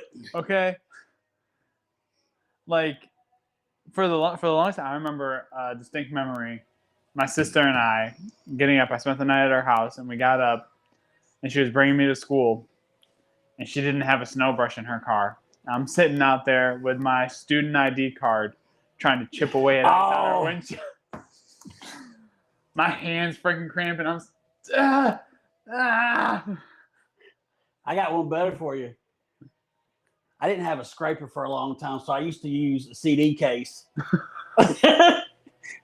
You be over, break that one, go get another one out of your car. And then I broke my mama's spatula one time because I was scraping the snow off, but I didn't realize there was a half. Because down here we get a lot of ice. And when the northern folks like yourself used to make fun of us all the time, you don't realize how much ice we actually get. Mm-hmm. And nobody can drive on ice. Like, ice is what it is. Mm-hmm. Ice is, you're at the mercy of the ice. Yeah. Like, you just drive slow and just don't jerk real fast. Yeah. Literally. And so I was scraping the snow off my car one day, and I had my mom's wooden spatula. I mean, not her wooden one, but her Rubbermaid spatula, right? Mm-hmm. Because I didn't want to use the metal one because I wasn't trying to scratch my glass. Yeah. Man, I was sitting there scraping snow off, and I hit a chunk of ice, and it just snapped. Yep. And I was like, because she already told me not to take it outside. And I was like, she won't know. She won't know. Right? I'll snap. I was like, tape real quick. Yeah, I think so. So that week that snowed a couple of years ago, and I was opening up the store. It's like the first day is always fine, right? Because it's just snow. Yeah, it's just snow. It's when it warms up, it melts down, turns into ice and everything. So the next day I had to go back in, and so now I'm driving a little more cautiously. I'm coming. And it's packed down. It's packed down, slick. So I'm driving a little more cautiously, right? I'm driving slow. Well, I'm driving down Main Street from Gallatin, right? Basically right here. Yeah. I'm coming down toward like like bluegrass and stuff. And I'm going, I see the light change, turn red. There's a HPD right there. I looked at him, I'm like, I ain't stopping. I just kept going. He probably knew it though. Because if I would have stopped, I'm sitting there and then trying to I'm probably fishtailing it. I'm like, I'm going, dude. Like, pull me over if you want. Like, but just know, I'm not going to stop for you until I get into the parking lot. We had a good snow when I worked with you at Home Depot though. Mm-hmm. Remember? Because I was still in shorts and everybody's like, how are you in shorts? And it's like 3 degrees outside. I'm like, y'all, it's not 3 degrees in there. Like, I'm dying in there. I still, because we would get even more order fulfillments because nobody wanted to get out, but then they still had to get out to pick it up. So it made no sense. Yeah.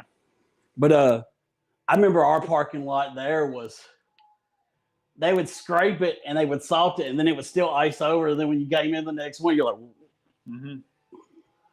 Yeah, I'm totally expecting like nobody to show up on Saturday.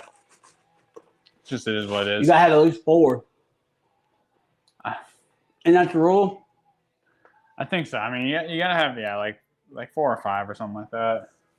'Cause I remember like that first time when I was opening. I mean, we had like 7 people. We had like 7 people in the store. And That day I came in, it was only like me, maybe you, me and somebody. It was like 5 of us. Yeah, you can fully expect me to be there. Like, And they were like, "You want to work over?" I'm like, "I don't care. Like, I'm here." Yeah. Because I had to be there. They called me in at 8 because nobody shut up. Nobody could get there, and so like I got there at 8. Tried to catch the orders from the night before, but they told me not to stress them because the semis wasn't going out that day because of the weather. And then they were like, "Hey, do you want to stay to close? I know you're not really supposed to work that many hours, but." I was like, "I'll stay to whenever y'all shut it down." Yeah. One of the few times Home Depot let me get overtime. Yeah. I thought it was crazy. So I think it was last December when like we had that really bad storm that came through. The tornado? Huh? The tornado? Yeah, and it cut the power, everywhere. I was so surprised that we stayed open.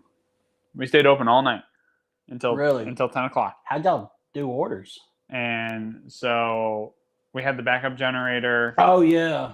And everything. So but it was like the emergency generator. So like only a few lights were on. Like, dude, it was like yeah, eerie. I've been there when it only had that. It was eerie because sun went down at 6 o'clock. And nobody understands it's like a third of the lights are actually on. Well, not even just that, but then you look out into the parking lot, and none of the parking lot lights were working. The street lights weren't, nothing was lit up. You're just like, it was pitch black. You're like, oh, and you're looking out there, and you're like, something's staring back at me, and I can feel it,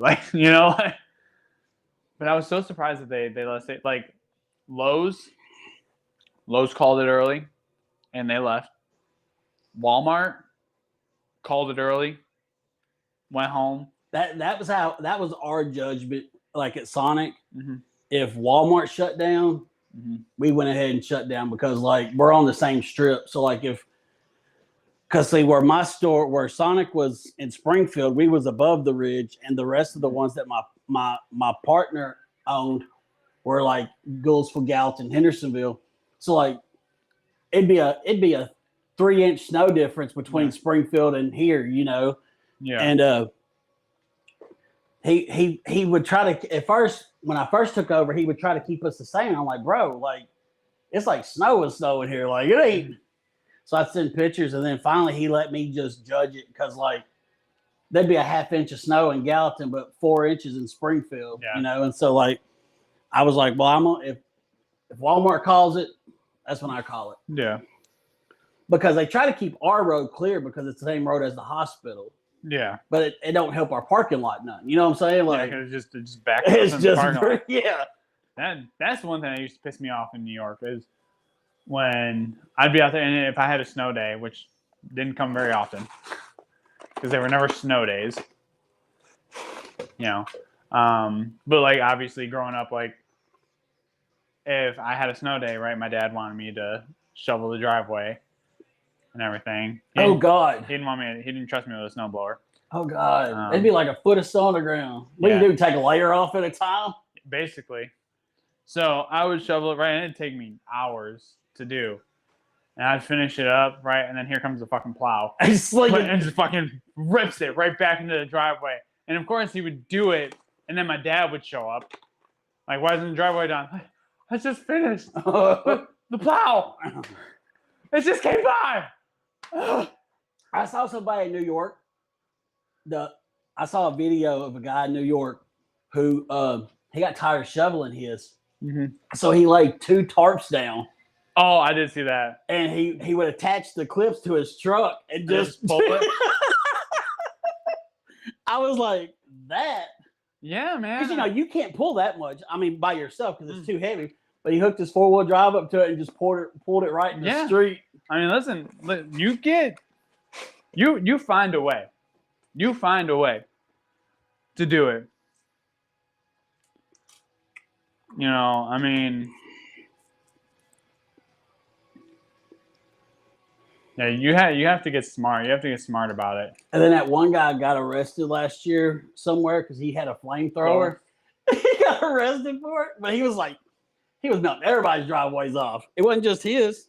Yeah, I mean, because people charge too much. He's like, hey, man, I could blow this off in like 3 minutes. Yeah. And he's out there just. And you know he's staying warm too because getting all that heat kicking back off. Yeah. And I think it's one he made himself. It wasn't like he bought it. Like he welded it all together. He got arrested for it for some sort of weapon or something. Yeah. But like, if he would have been in Tennessee, he wouldn't have got arrested for it. Everybody in Tennessee would be like, that's pretty cool. Maybe one. Pretty smart. Maybe one for the bonfire. You know, I mean, that's why, I mean, not a lot of people, but some people, like, they'll do, like, the heated driveways. Up in New York? Mm-hmm. Does it work? Mm-hmm. So they'll like, so you know how, like, you do heated floors? Same concept. Except what they'll do, they won't do the whole driveway.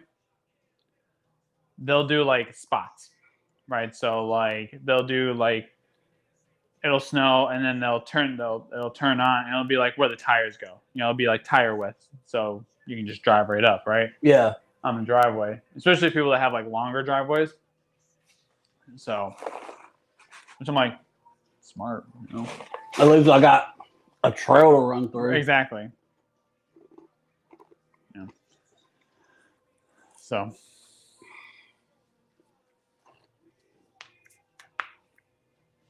Oh yeah, 16 minutes. I don't know.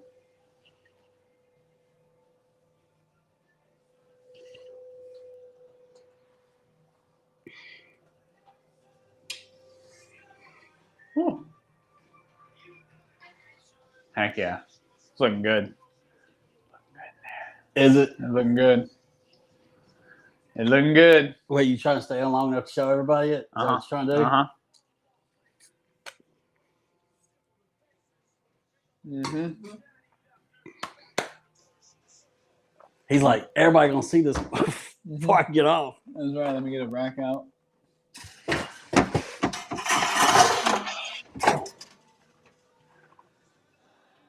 Nice rack. Sorry. So does the water evaporate on that? Mm-hmm. Yeah. So basically, it gives it like a steam bath, almost. So, because you need like high humidity in there for it. You don't have to add to it. Nope.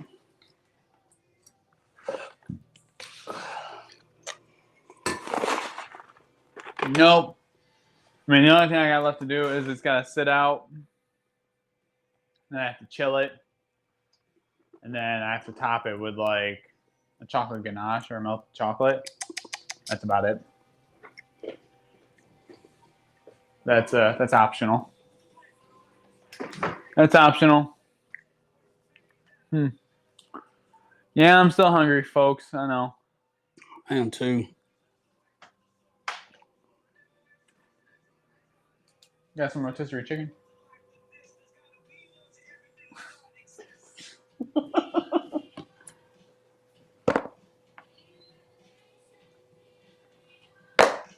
Still good? I made it last night. Oh. Let me have a piece.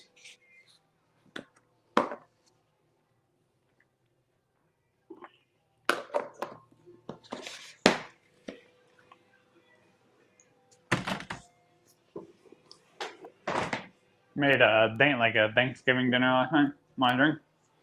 On one of my sodas. What else we got?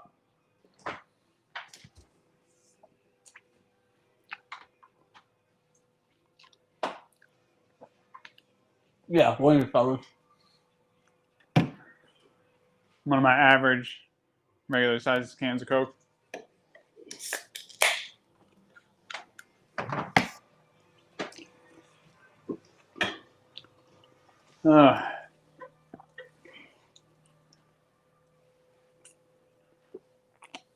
Just charging the yet?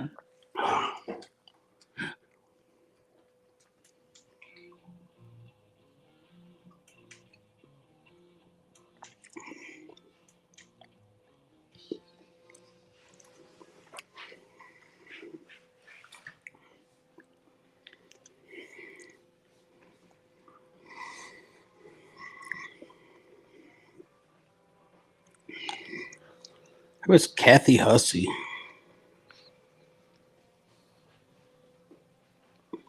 Probably a telemarketer.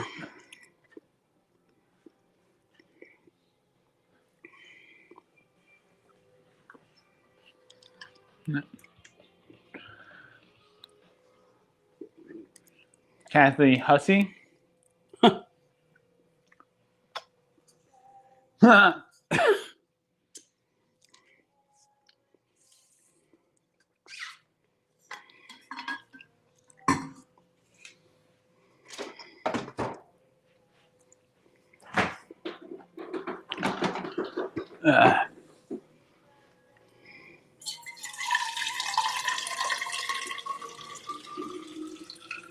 Dang, call for snow. Milk, bread, and eggs.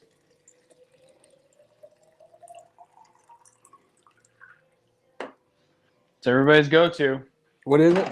Milk, bread, and eggs. Everybody wants that French toast.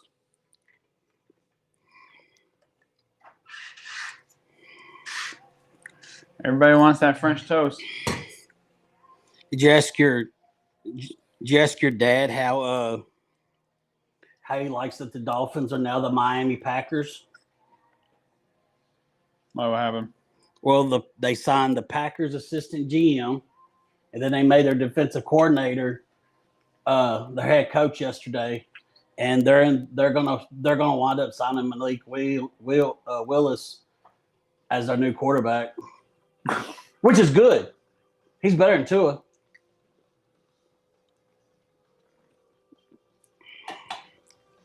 The question is, where will Tua play next year? Because he'll start again.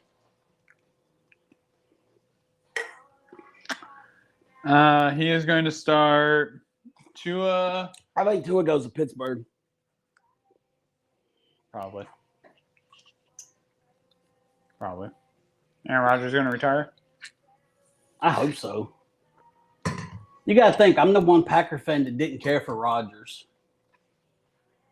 How can you have that much talent as he had and only win one Super Bowl ring? Question.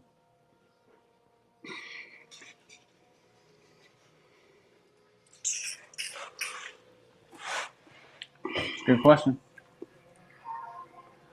Better question's this.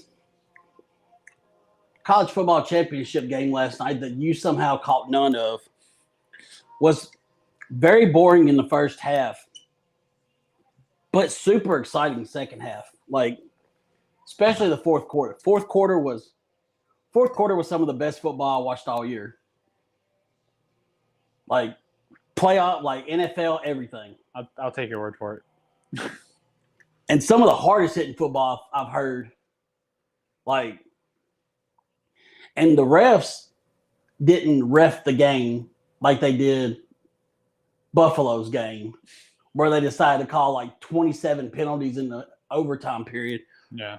Because there was like personal fouls and pass interferences that should have been called in the game last night. Mm-hmm. but neither team got great calls.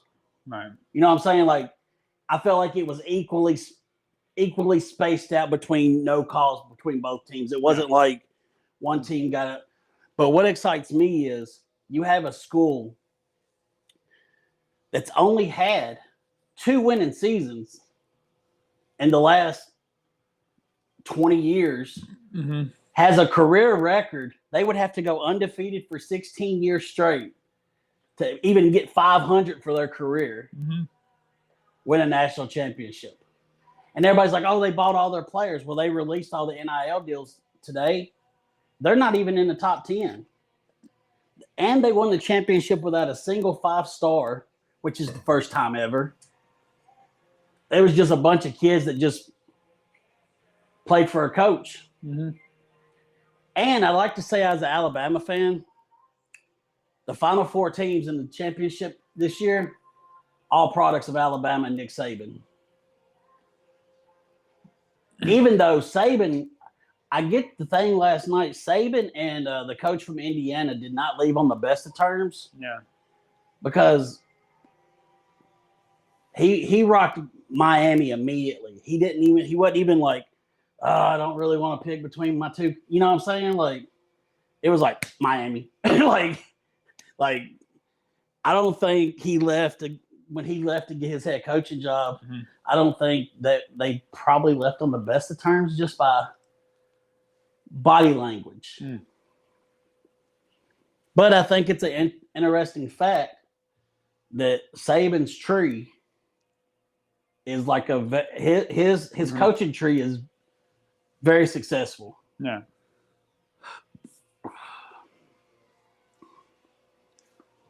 And at one time, he had like 7 of the coaches in the SEC that were his tree. Yeah, that's like, I forget who it is. Touch mine. I mean, the team that wound up starting to beat him, Georgia, was literally his coach. Yeah. Right. And I could see Indiana running the way their coach stands on the sidelines and stuff. He has a lot of Saban mannerisms about him. And you could tell, like, he's that no-nonsense guy. I didn't see him smile at all until the very last second. When the clock hit 0, he smiled. He's just an intense guy. They asked him how he was going to celebrate someone drink a beer. That's all he said. There you go. There you go. Here's a better question. Oh, Since I ain't got no more mental health stuff to talk about right now. Why did your Bucks not get rid of their coach? Because let's be honest. Let's look at this. Buffalo getting rid of Sean McDermott is probably the worst decision in the history of destroying a franchise. Man, you want to talk about something that destroys my mental health? Todd Bowles. Like, if I am Tampa Bay with that offensive team that you have, I don't think getting rid of Sean McDermott was a bad idea. Okay, let's talk about that, because you can't get rid of a coach that's got 5-11 win seasons in a row in the NFL. You just can't. It's unheard of. But, like, to have 5-11 win seasons. 11 plus win seasons. 11 plus win seasons. And go 8-8 in the playoffs. I mean, that's why they fired him. I know. But, like, if you're going to fire him for going 8-8 in the playoffs, the game that you fired him for literally was not his fault, because, one, that was a catch. Well, I mean, it was a catch. Well, yeah. No. I'm not disagreeing with that. It's just. So you think he can build a franchise but can't take you over the hump, so you need a coach to take him over the hump? Yeah. Yeah, I mean, I think. So does Buffalo call Mike Tomlin? Because Mike Tomlin's lost every playoff game since, but he's won 2 Super Bowls. Buffalo just needs defense. I agree. Why fire your head coach? Fire your defensive coordinator. Fire your GM. Your GM's the one that brought up the crappy receivers. I mean, Like, they ain't had a star receiver since they got rid of Diggs. but like, I feel like you don't need one. I feel like most teams need a true number one. Yeah, but you don't. Coming from a guy who's got 3 number 1 receivers on his But team. you don't need like an established number one. Like you can build a number I one. agree. You know, so who they have now could turn into a number one. Or they could go draft one. Yeah. You know, they could take this year's draft and they could draft a number one receiver. You know, I mean that's what we did. We drafted Mike Evans. Mike Evans turned into our number one receiver. And see, like, I'll give you another example. Because the Packers were thinking about firing Matt LaFleur, right? Because he gets them in the playoffs every year, can't get over the hump, right? Mm-hmm. But I was like, he had 15 players on IL at the end of the season. Yeah, no, that team was just riddled with injuries. Like when Micah went down, our defense went from like number 3 in the league to like number nothing. 20, like 28. Because he was one putting the pressure on the quarterback, and it helped our secondary that was Yeah. Which I knew that was the at the beginning of the year. Yeah, but like you look at some of the other like coaching, you know, like the John Harbaugh thing. You know, I mean, I'm not saying that you should be there your whole career. Like, I feel like with John Harbaugh, his and Tomlin stepped down because he probably had one more year and they were going to fire him. Like, let's be legit. You've lost in the first round of the playoffs every year since 2017, even though you've never had a losing season. It's one of the only coaches that's never had a losing season. Yeah. He's finished 8-8 several times, but he's never had a losing season. But he saw it too. Like 18, 19 years in one franchise, that's a long time. You know? Yeah. The only thing, and so like I was saying, there's a guy at work that's, you know, inside media really, you know, he's got some insiders in Tampa. And so it looks like Tampa's gonna hire Mike McDaniel as our OC. You know, it's not confirmed yet. But, you know, he just bought a house in Tampa. I mean, that wouldn't be a bad hire. I don't think, not as an OC. I think he is one of the best OCs in the league. I think he's a terrible head coach. But we need Todd Bowles needs to not be a defensive coordinator. Todd Bowles needs to be a head coach, and then we need a defensive coordinator. I think that's the decision that, like, the Glazer family, which, you know, like, we're gonna let you say coach, but you're not calling defensive plays no more. Right, but we're gonna give you a defensive coordinator because you're not being able to focus on the defense because you're the head coach. Right. And like his, you know, defense isn't like what it was 20 years ago. Well, not even that, 4 years ago. You know, 4 years ago, we were the number one defense against the run. Like nobody ran against us. Yeah, they could throw against us, but we need. And the guy at work, he put this into perspective. He said, Yaya Diaby, who's one of our defensive linemen, he is a Robin. We need a Batman. We need a Max Crosby. We need a Myles Garrett. We need something like that. Like, we need that number one defensive lineman. Let's see how this looks. Guys. This is the reason why we've been on for 2 hours. It's because he was going to show everybody what this thing looked like before we got off here. Okay. Let's not grab this barehanded. No, let's don't. Guys.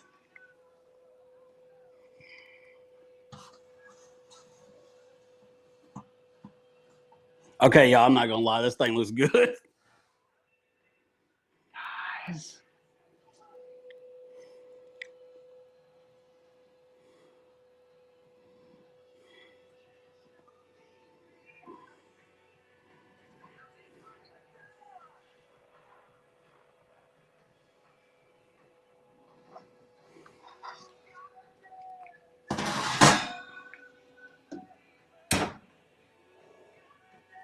Now you gotta let it chill before you stick it in the fridge.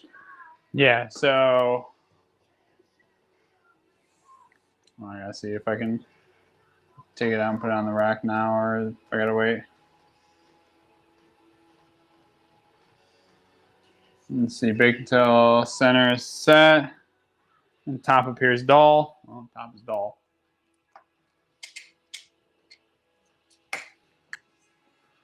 Remove springform pan from water bath. Full cheesecake on a wire rack. So yeah.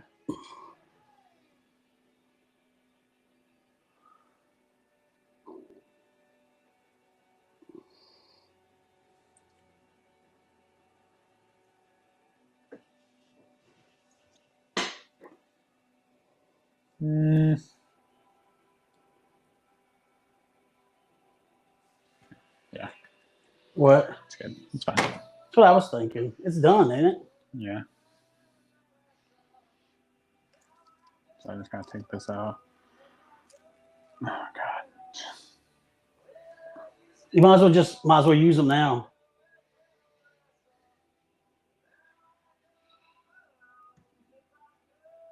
Oh, let's pour the water out. Mm-hmm.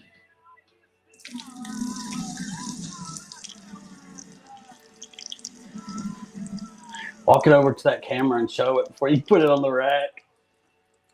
Oh gosh, that would have been so terrible. Go up a little higher. That looks good, y'all. You gonna show TikTok?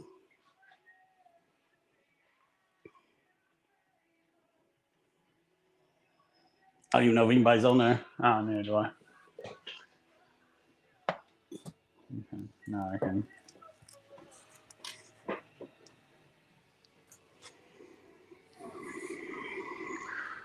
Beaut. Looks good, bro. She's a beaut.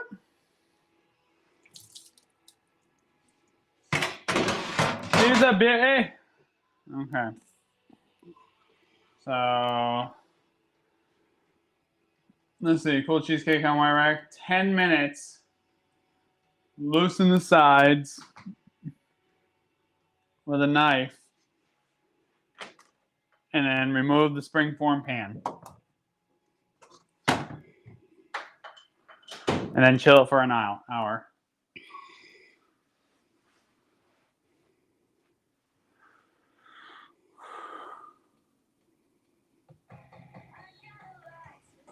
So, I don't know.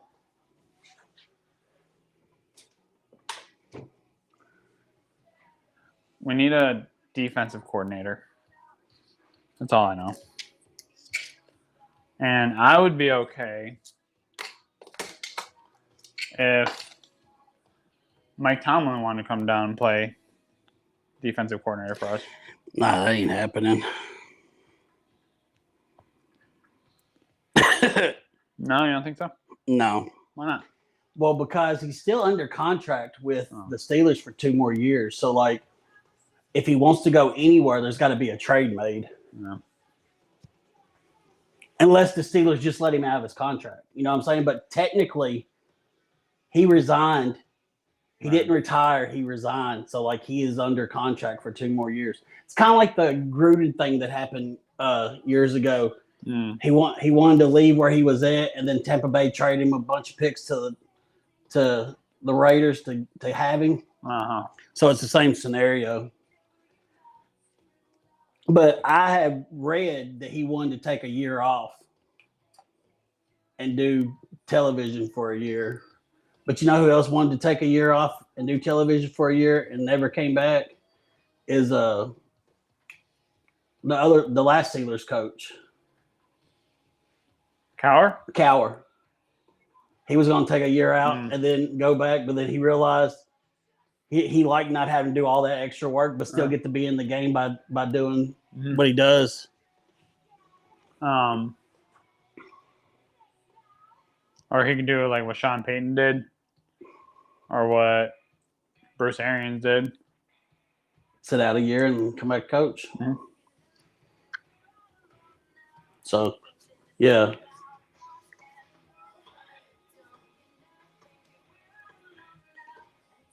But there's still a lot of big. I mean, Titans got their coach last night.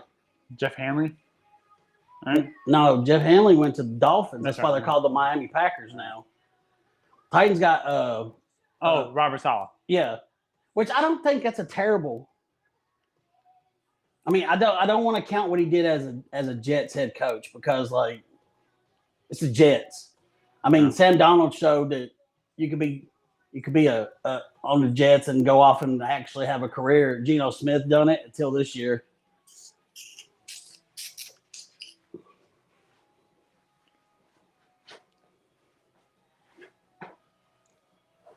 You good? Yeah. Put my shoes on. My feet are cold. Oh. Yeah, the Packers got to hire a defensive coordinator. Uh-huh. I don't know who we're looking at. But everybody was like, oh, he's going to be a terrible coach because the Bears hung 25 on him. And I was like, do y'all see that they were ranked like number 1 in the league until Micah got hurt? Like, and it wasn't just Micah. We lost Walker, Quay Walker for a while. But do you think because he had Micah Parsons, that's what made him look good? And No, because last year he didn't have him, and the defense wasn't terrible last year. Last year it was more that our receivers were so young that we didn't have a true number 1 at that time. And then on offense, we lost our best 2 tight ends. We lost Dobbs for part of the season. We lost Watson for part of the season. We lost Jaden Reed for part of the season. Like, Packers offensively next year, bless. We got to re-sign Dobbs. Like, that's important. Uh-huh. Defensively, we need some secondary. Like, front 7, I'm straight with. Make sure we re-sign Walker because he's a free agent. Got to re-sign Walker. Got to re-sign Dobbs. Like, those 2 things have to happen. You could probably get away with not Dobbs, but Jaden Reed hasn't proven enough that he's going to stay healthy yet. When he's on the field, unstoppable. But same thing with Watson. When Watson's on the field, unstoppable. And we still got Golston that didn't do nothing his rookie year, basically. Yeah. So, like, drafting for the Packers is like they're drafting that team is legit right now. Like, we draft well. Yeah. Yeah, we need. Then y'all got to decide if y'all going to re-sign Mike Evans so he can retire as a Buck, or y'all going to let him walk. He's a free agent. He waved bye to the fans. He's not free agent this year. I think so. No, Chris Godwin is. He was hurt all year. I mean, trust me, he was on my bench because I thought he was going to come back and play. Yeah, no, I know. I drafted him and just set him there because I was like, oh, once he comes back.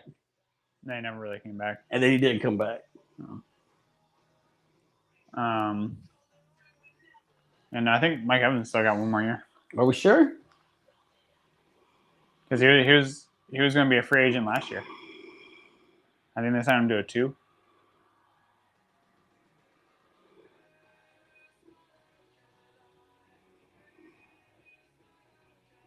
Maybe we signed him to a 3. He signed a 2-year contract in March of 24 for 35 guaranteed.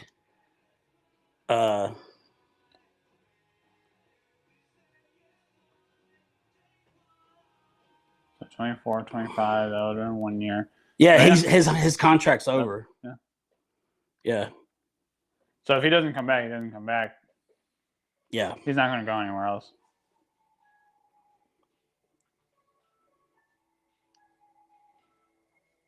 Correct.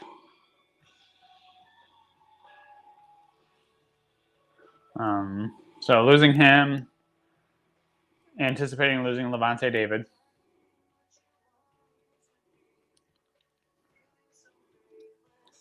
Which honestly, that hurts us more than anything.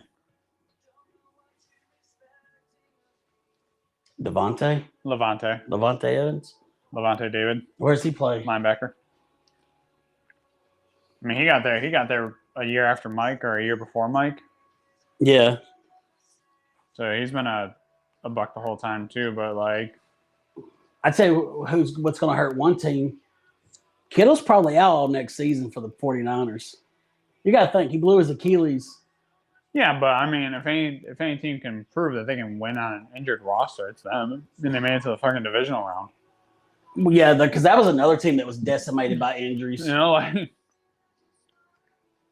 Are the Bears a one-hit wonder? no, Yeah, they are. no, they're Yes, not. they are. No, they're not. Yes, they are. They're not one hit wonder. Are the Lions done? Mm-hmm. That was the thing that somebody asked at work is like, I don't think the Lions are done either. I think they had one of them seasons.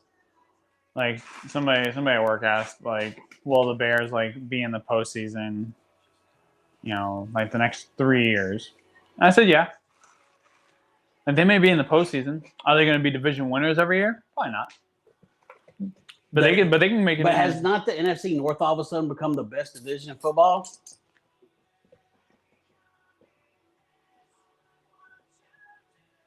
The Vikings had a tough year, but I mean, you got 4 decent teams there now. There for the longest time, it was the laughing stock. The Packers would run away with it, 13-3. You know what I'm saying? Yeah. I don't think that's happening no more. I mean, between that and Because your division is It's a terrible. laughing stock. Between that, maybe the NFC West Oh yeah, with the Rams. with the Rams, Seattle, San Francisco if they're healthy. Yeah, and then the crappy, and then the fourth team that nobody cares about. Trying to think AFC wise. AFC North is usually pretty stout, but like they all got new coaches now. Well, what about like the AFC West? I mean, other than like the Chiefs this year because they sucked ass. I think last year. Well, but, you also got the Raiders in that division, and they're sorry. So you got Broncos, Chargers, Chiefs. Okay, so you got 3 good teams there. Yeah. AFC North, no. No. AFC East, no. No. AFC South. No. I mean, Colts for a while there. Houston picked it back up middle of the season. Jacksonville. Oh, yeah. And then the Titans.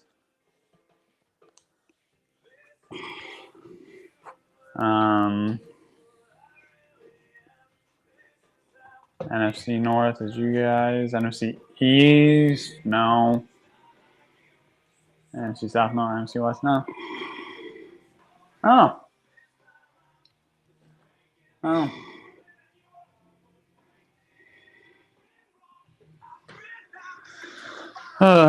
Okay.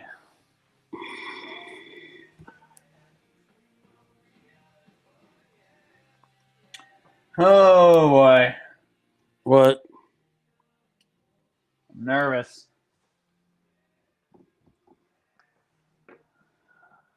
Let it cool in a dry rack and throw a knife in there.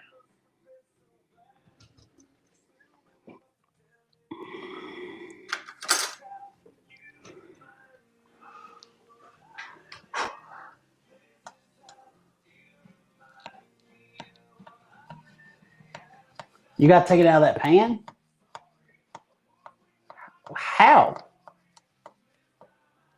Does it slide up?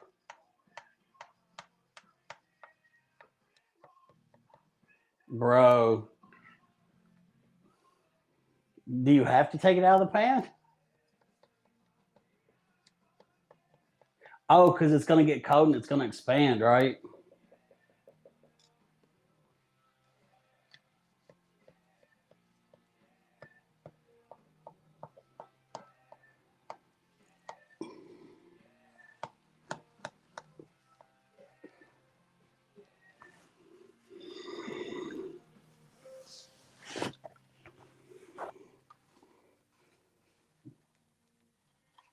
We're watching Brian.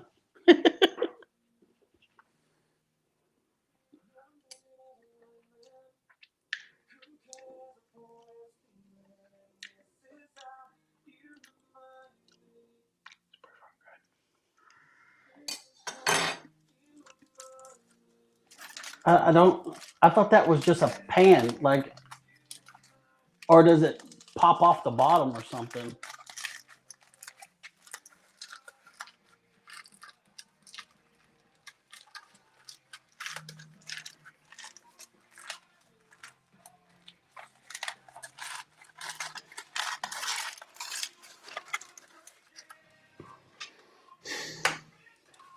The moment of truth.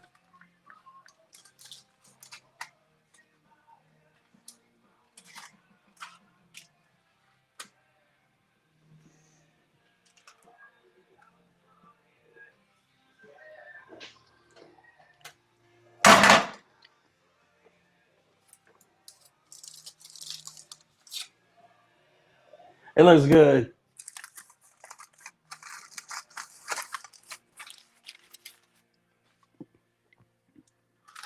Now fridge. Now, see that jiggle?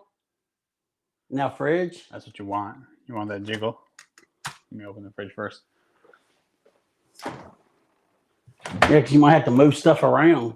Uh-huh.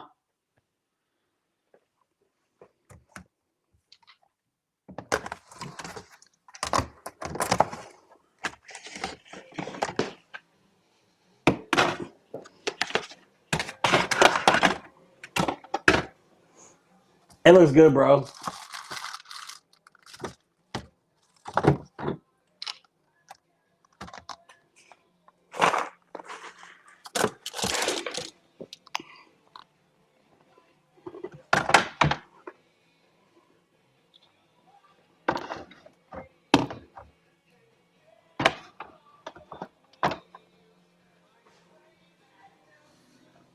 You gonna show the camera?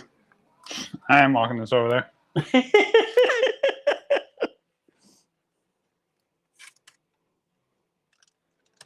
Because it's still jiggly. Uh-huh.